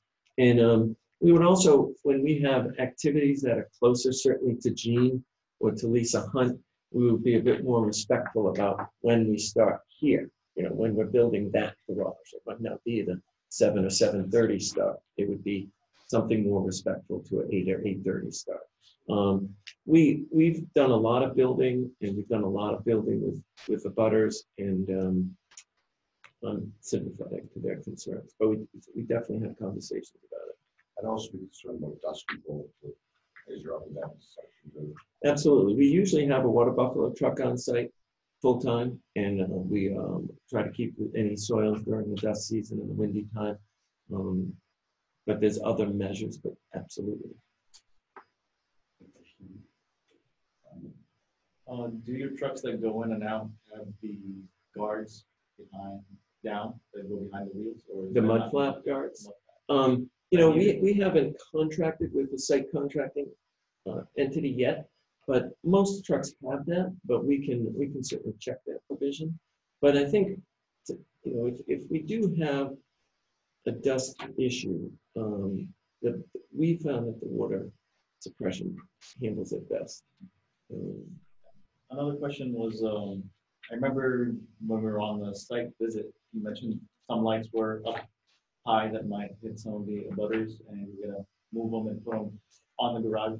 Well, first off, there's no lights that go off our paved limitation, and there's no light that goes, of course, over the property line. That would not be in compliance to your zoning ordinance. What we did talk about, Ryan, was a shoebox type fixture. So essentially, the lamp is up inside, and the four sides is a completely opaque shell. It's not what's called a cobra light. A cobra light is what you see often on highways where you see the lamps, you see the bulbs, and you see a hot spot. So this is what's called dark sky compliant lighting. Okay, it's relatively, I wouldn't call it new, but it's relatively recent technology in the last 8 to 10 years. LED lighting. We and Jesse I don't know if we've done a photometric study yet, but we certainly could do one. But our goal here is and we're waiting for the peer review to come back before we go through a whole engineering change of the drawings. But our goal here, closest to the butters, I think we identified 4 lamp posts that we would take the lamp posts down, and we would put surface mounted lights on the interior sides of these garages. So that way there, the garage is shadowing the light, and the light is where it needs to be for the Curtis residents. Actually, one of my concerns that I actually saw in June, project across the street. During a rainstorm, it happened to be a Friday night, we were out Saturday morning, and that road was washed out. The rain had just washed everything from both sides of the road down. You're gonna be able to control that once you start construction. Yeah. Right. Well, I know you can't control across the street. Right. Yeah. Thank you for that. No, we'll have our goal here is to have one construction entrance. Okay, and that construction entrance will probably have about a 30-foot crusher run that needs to be maintained. So that way there, that crusher run. We also need to comply to a SWIP plan, stormwater pollution and prevention plan. It is our intent to not have any erosion control. Yeah, I got section of the picture. Actually, it went on till Monday till they cleaned it up. It was tough 2 days. Mm-hmm. Yeah. And I can certainly understand how that happened. I mean, that I've watched that road get cut in there, and that's an unusual condition. I mean, this condition, we have a couple of little grades that you can see, and those grades will be cut down from where they are for a more level entrance and safer entrance. But we will do everything we can to avoid. I don't think we have the slope transition that road had that came down to Mechanic Street. Right before we leave that topic. So on your soil erosion and sediment control plan sheet, shows 2 construction entrances. I was going to make a comment on that though. So the main one that I think you're referring to is essentially where the new intersection would eventually be. I think that would be advantageous to this project. The other one is a smaller one at the valley, kind of like how Lincoln had it with a temporary one, and then they moved to the main one. That temporary was strategic because they needed to get into that location, but it was recognized that there's terrible sight lines, so trucks, construction vehicles coming in and out. We really wanted it only to be temporary, so if that's not necessary, it would be good to just delete that one and only use the main one there at the future intersection. Well, I'd like to comment on that. That interchange will be built early in the project, okay? And the first buildings as we phase and open the facility will be the leasing center, which is the clubhouse. And then we haven't decided whether we build building 5 along the road or building 1, which is to the right side of the leasing center. So essentially we will open 1 building at a time. So this will open 2 buildings, and then essentially about 12 weeks later, second building will come on, 12 weeks later, 3rd building, 4th building. We will open that interchange, and that becomes a residential community, okay? And construction will continue to operate out of that right-hand turn-only lane in and out for construction and any deliveries until we work ourselves right out of the site. So we don't want to be bringing construction through our newly made roadway and a new signal at all. So Jim, if I can ask, and I'm not sure you would have the answer to that, this secondary entrance that he's looking to use, where does that fall in line with the temporary entrance they have across the street? I'm not exactly sure. Jesse, I don't know if you have any understanding of how that lines up with across the street. It's probably fairly close. Trying to think of where, so it's in between Barrett's and Mass Diesel, right? That's where this is lining up toward now. No, it's on the no. other This side of is Barrett's. this is So it might be this is not the temporary entrance is really almost right across the street from the auto garage furthest and closest to Maple Street. This right-hand turn is probably about 150 to 175 feet closer to Bellingham Center than that temporary entrance. So I think we need to know what sight line is going to be. Yeah, I think it's closer to Antron's. Yeah. It's maybe right across from that house that's right next to Antron. Yeah. But yeah, I think, I mean, our peer review, or I'm sure Ron Mueller could take a look at that as well. I want to make sure we don't develop a problem. Yeah. Yeah. That situation. No, absolutely. And I believe Ron has studied that. I don't know if Ron's. And I can appreciate you don't want to use the main entrance. You want the tenants to use it, keep it pretty, and hide the construction going on the back. Yeah, we have this thing called Disneyland. Once we put leasing center in place and residents in place, we have a scrim fence, and it's now a residential community with no construction on one side of it and a construction site on the other side of it. And it keeps moving as we step out of the site. So there'll be no construction traffic. So just out of curiosity, as you do that, let's just say it's, I can't read this right now, it's building 1 is done. Are you going to be 100% done, landscaping, everything? Yes. Yeah. Absolutely. That's exactly the formula we've tested previously and we absolutely use here. Yeah.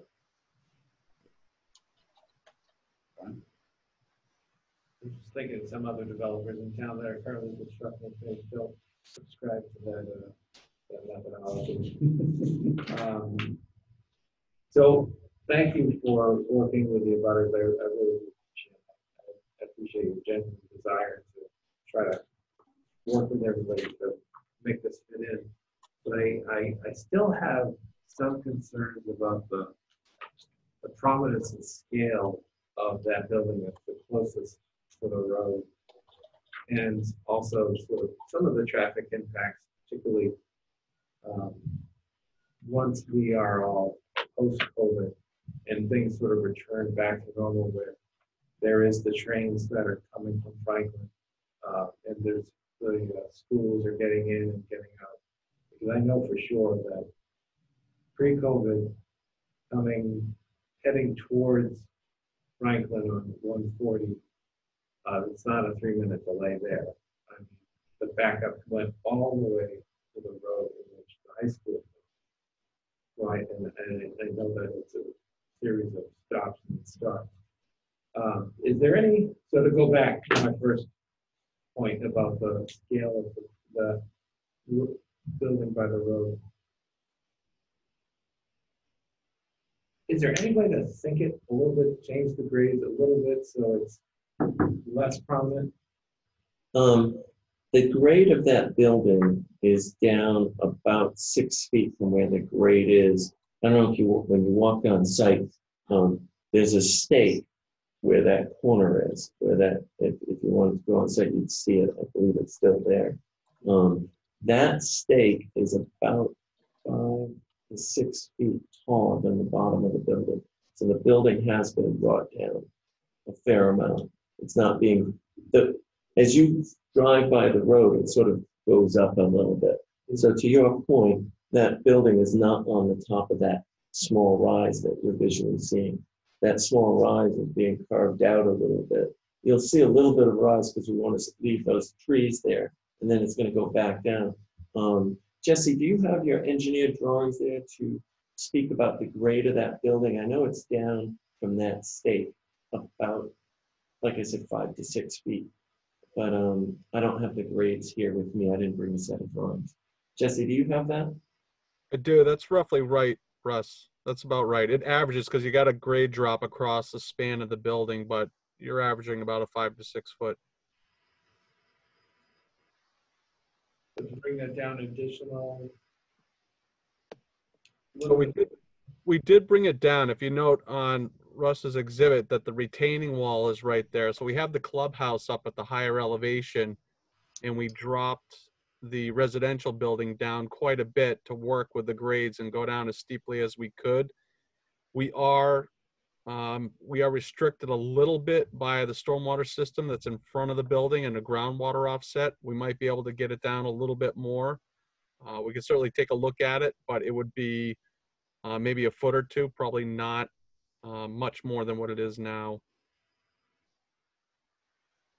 Yeah, there's nothing, so when I drive by, I think it's the Westerly community. Those are there. I don't think that they did a good job of anything, that particular development, screening, and being thoughtful of what you're doing. So I try to picture those buildings at that particular location, and it just seems like it's going to be kaboom, and it's sort of out of place a little bit. And to the extent that we can do something additional, I appreciate your efforts to move it back as you did. But if there's some additional element to lower it or do something so that the prominence of that building is so right in your face, I think, because I think it's slightly out of character for the area. And believe me, that the land now is this is a substantial improvement in the open hole that is there. Yeah. Well, Ryan, I appreciate your comment. So, and I don't take it lightly. Jesse and I will look at these concerns a little bit further. We took a deep dive into this, and I've had several conversations with Jim about this. If we can get it down another foot, great. I don't think it's going to change much from your perspective. I understand your perspective. I do think it being 117 feet from the road is pretty significant. What I'd like to really focus on, if I can, and I'll continue to talk to arborists, if we could put a few more better mature trees in here, something with a 10 to 12 inch caliber that might be up to, say, a 25 to 27 foot height. Those types of, and then we have over here, we're keeping a tree or two as well, and that's what you saw in the rendering. I think that goes a long, long way to creating a whole different sense of scale. What's happening over at the Westerly, first off, the Westerly is about 66 feet tall, okay? So it's almost 20 feet taller than this, okay? Because it has those peak roofs, and then they also, when you look at those fourth floor windows, it goes up another 6 or 7 feet with something. I'm not quite sure if they have lofted units there or something. But we've built units to that kind of construction as well in other communities with the peak roofs, and they basically peak out between 62, 63, 66 feet. We deliberately went with the flatter roof construction type here for two reasons. One, it's not as visually tall. And the second reason is the trend is to try to stop putting as much mechanical equipment on the roof as possible, because it's better sound attenuation for everybody. And it's just less mechanical equipment that people have to look at. It's not on the ground. You can't see it from the street. You can't see it from the residences. And it puts the equipment as far away from any abutters as possible. So we feel that roof construction is a great solution. But we will we'll continue to take a dive in this. We're very satisfied with what we're presenting to the board tonight, given the tightness of this area here. And we don't want to push this back because it gets too close to the rest of the development in the back. But we'll continue to try and study it, as Jesse said, and report back to you. Russ, it might be helpful to also mention that since the last meeting, we've secured access and acquisition of both of the industrial buildings to the left of Building 5. So eventually, we'll be in front of the planning board to raise those structures completely, regrade that area and develop it for commercial use. So that may add some shielding from that side of that view and into town, and we'll definitely clean up the area. It's kind of figure out what's going on. Yeah. Actually, that makes me happy because I was hoping this was going to take the whole thing. I mean, so knowing something, of course, what goes out there may not make me happy, but knowing the fact that it's going to be cleaned up eventually, because you can always lose a story in the front door. So I didn't want to be the one to bring it up. Financially, it doesn't help you. But you did mention something. I'm just curious. Mechanicals, where are you putting them? Are they going to be up on the roof? Did you say, or Yeah. So we're using the flat roof to do all the compressors for the air conditioning units will be on the roof. Kind of hidden or visual from? Oh, they'll be hidden. Yeah, absolutely. I thought that's what you were saying, but I just wanted to. Yeah. Right. I'd like to thank Russ for working with the butters and the homeowners. I know we were very thoughtful and went through all the different 6-foot stockade fences. Did you decide on what type of stockade fence? We haven't specified it yet. We're still in the specification phase, but absolutely, I know you're working with them. A good dense wooden stockade fence. And the idea is to put a wooden fence in, not vinyl, because and that way there we can paint it to a tone of color that matches the buffer and just make it go away. I like that idea, so it blends with the green. And I'll be honest with you, if you get to the point where you can go through the effort of moving some of these large trees, so you have one of you get some big mature trees, not just 6 foot out there. I think visually from the street, that makes a difference. That's a huge undertaking. Yeah, I'd love to get 1 or 2 into that other side. I think coming from Mechanic Street towards Bellingham Center is going to be a very obscured and sort of, okay, somebody built something between or behind some mature plantings. But when we're coming the other way, those plantings just aren't there, as you saw in the photo. But if we could get 1 or 2 in there, I think that makes shock and that would be great. Jim, what do we got to do here? Anything? No, I think just providing the applicant with a few homework assignments, I think, is key. I think we've already mentioned a few. Jesse, I don't know if, so those screening exhibits that you presented, once formally finalized, if you could include those in the plan set, just so during any kind of decision, I can reference those. That the applicant will provide screening in accordance with whatever. That would be beneficial. I heard of a photometrics plan to be completed just to confirm no impacts of butters. I did hear mention of traffic impacts. I know two mentions to me previously that I don't know if Ron wants to touch on or if Russ wants to touch on. But one is adaptive signalization. So you guys might not play a big role in it, but if you could maybe assist in playing a role. I know Lincoln is, obviously required to put a signal at that location. The town's gonna be stressing adaptive signalization, meaning that your intersection is gonna talk to Maple Street and Blackstone Street. And I think that's key to making sure that we're not overly impacting that corridor and everybody's moving along at a good pace. So if there's anything, you guys can do to assist in that regard. Also taking a left out of the site. I know we talk a lot about taking a right out of the site, but as I think Brian was mentioning, once we get back to normal times, much of this community will very likely, when not going to work, will be taking a left due to the fact that that's where the Walmart, the Market Basket, the Whole Foods, the movie theater, the Home Depot, All of that is by taking a left out of the site. So I don't know if we need to get into anything further with that. I just wanted to state that, there's certainly some impacts going that way. I don't know if peer review is going to touch on that at all. And I do want to apologize. Normally we have peer review turned around rapidly.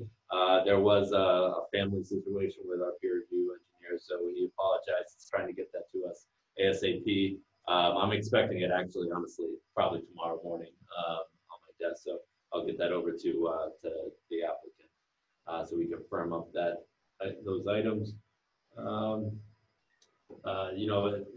Perhaps at the next meeting we talk about noise. Our bylaw does state as we know, it's a fairly generous noise bylaw. We actually allow for 7 to 9 Monday through Saturday, and Sunday I think it's noon to 9. So I think typically we as the planning board ratchets that down quite a bit. I don't know if there's hours that you want to offer to the board for consideration that would work for you guys, and then the board can certainly take that into consideration. So with that being said, we certainly, obviously, we don't have a full board, so we do need to continue. There's a number of items. I would ask, due to the fact that it was my issue with the peer review, if the board would consider a mid-August meeting. I'm expecting our engineers to turn this around and hand it back to their engineers. So I don't know if there's an opportunity for August. I have August 20th, so a little late in the month, but that just works with in between planning board for myself. I'm in town on the 20th, I can tell you that. Okay. I'm okay with it. You're good.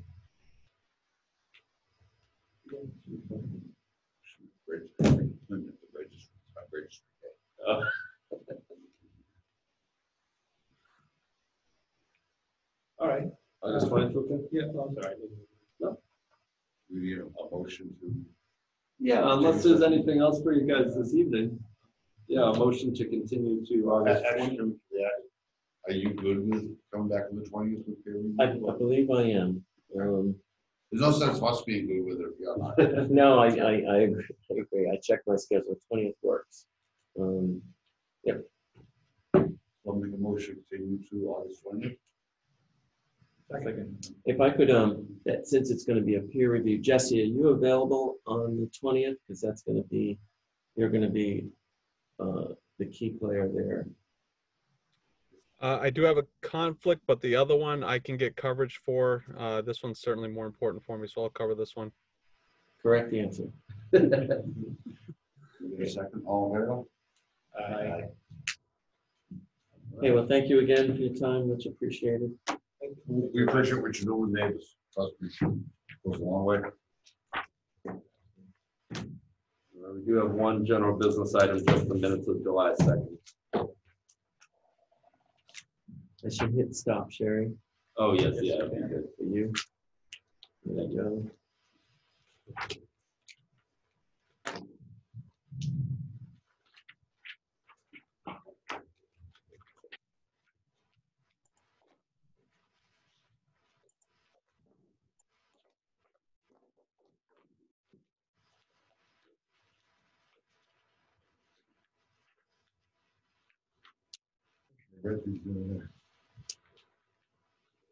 Need to accept the minutes and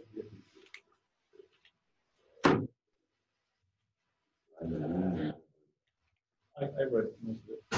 I'll second the motion. All in favor? Aye. That's all I have for you tonight. I can see using the tablets with the presentations. Yep. It's helpful.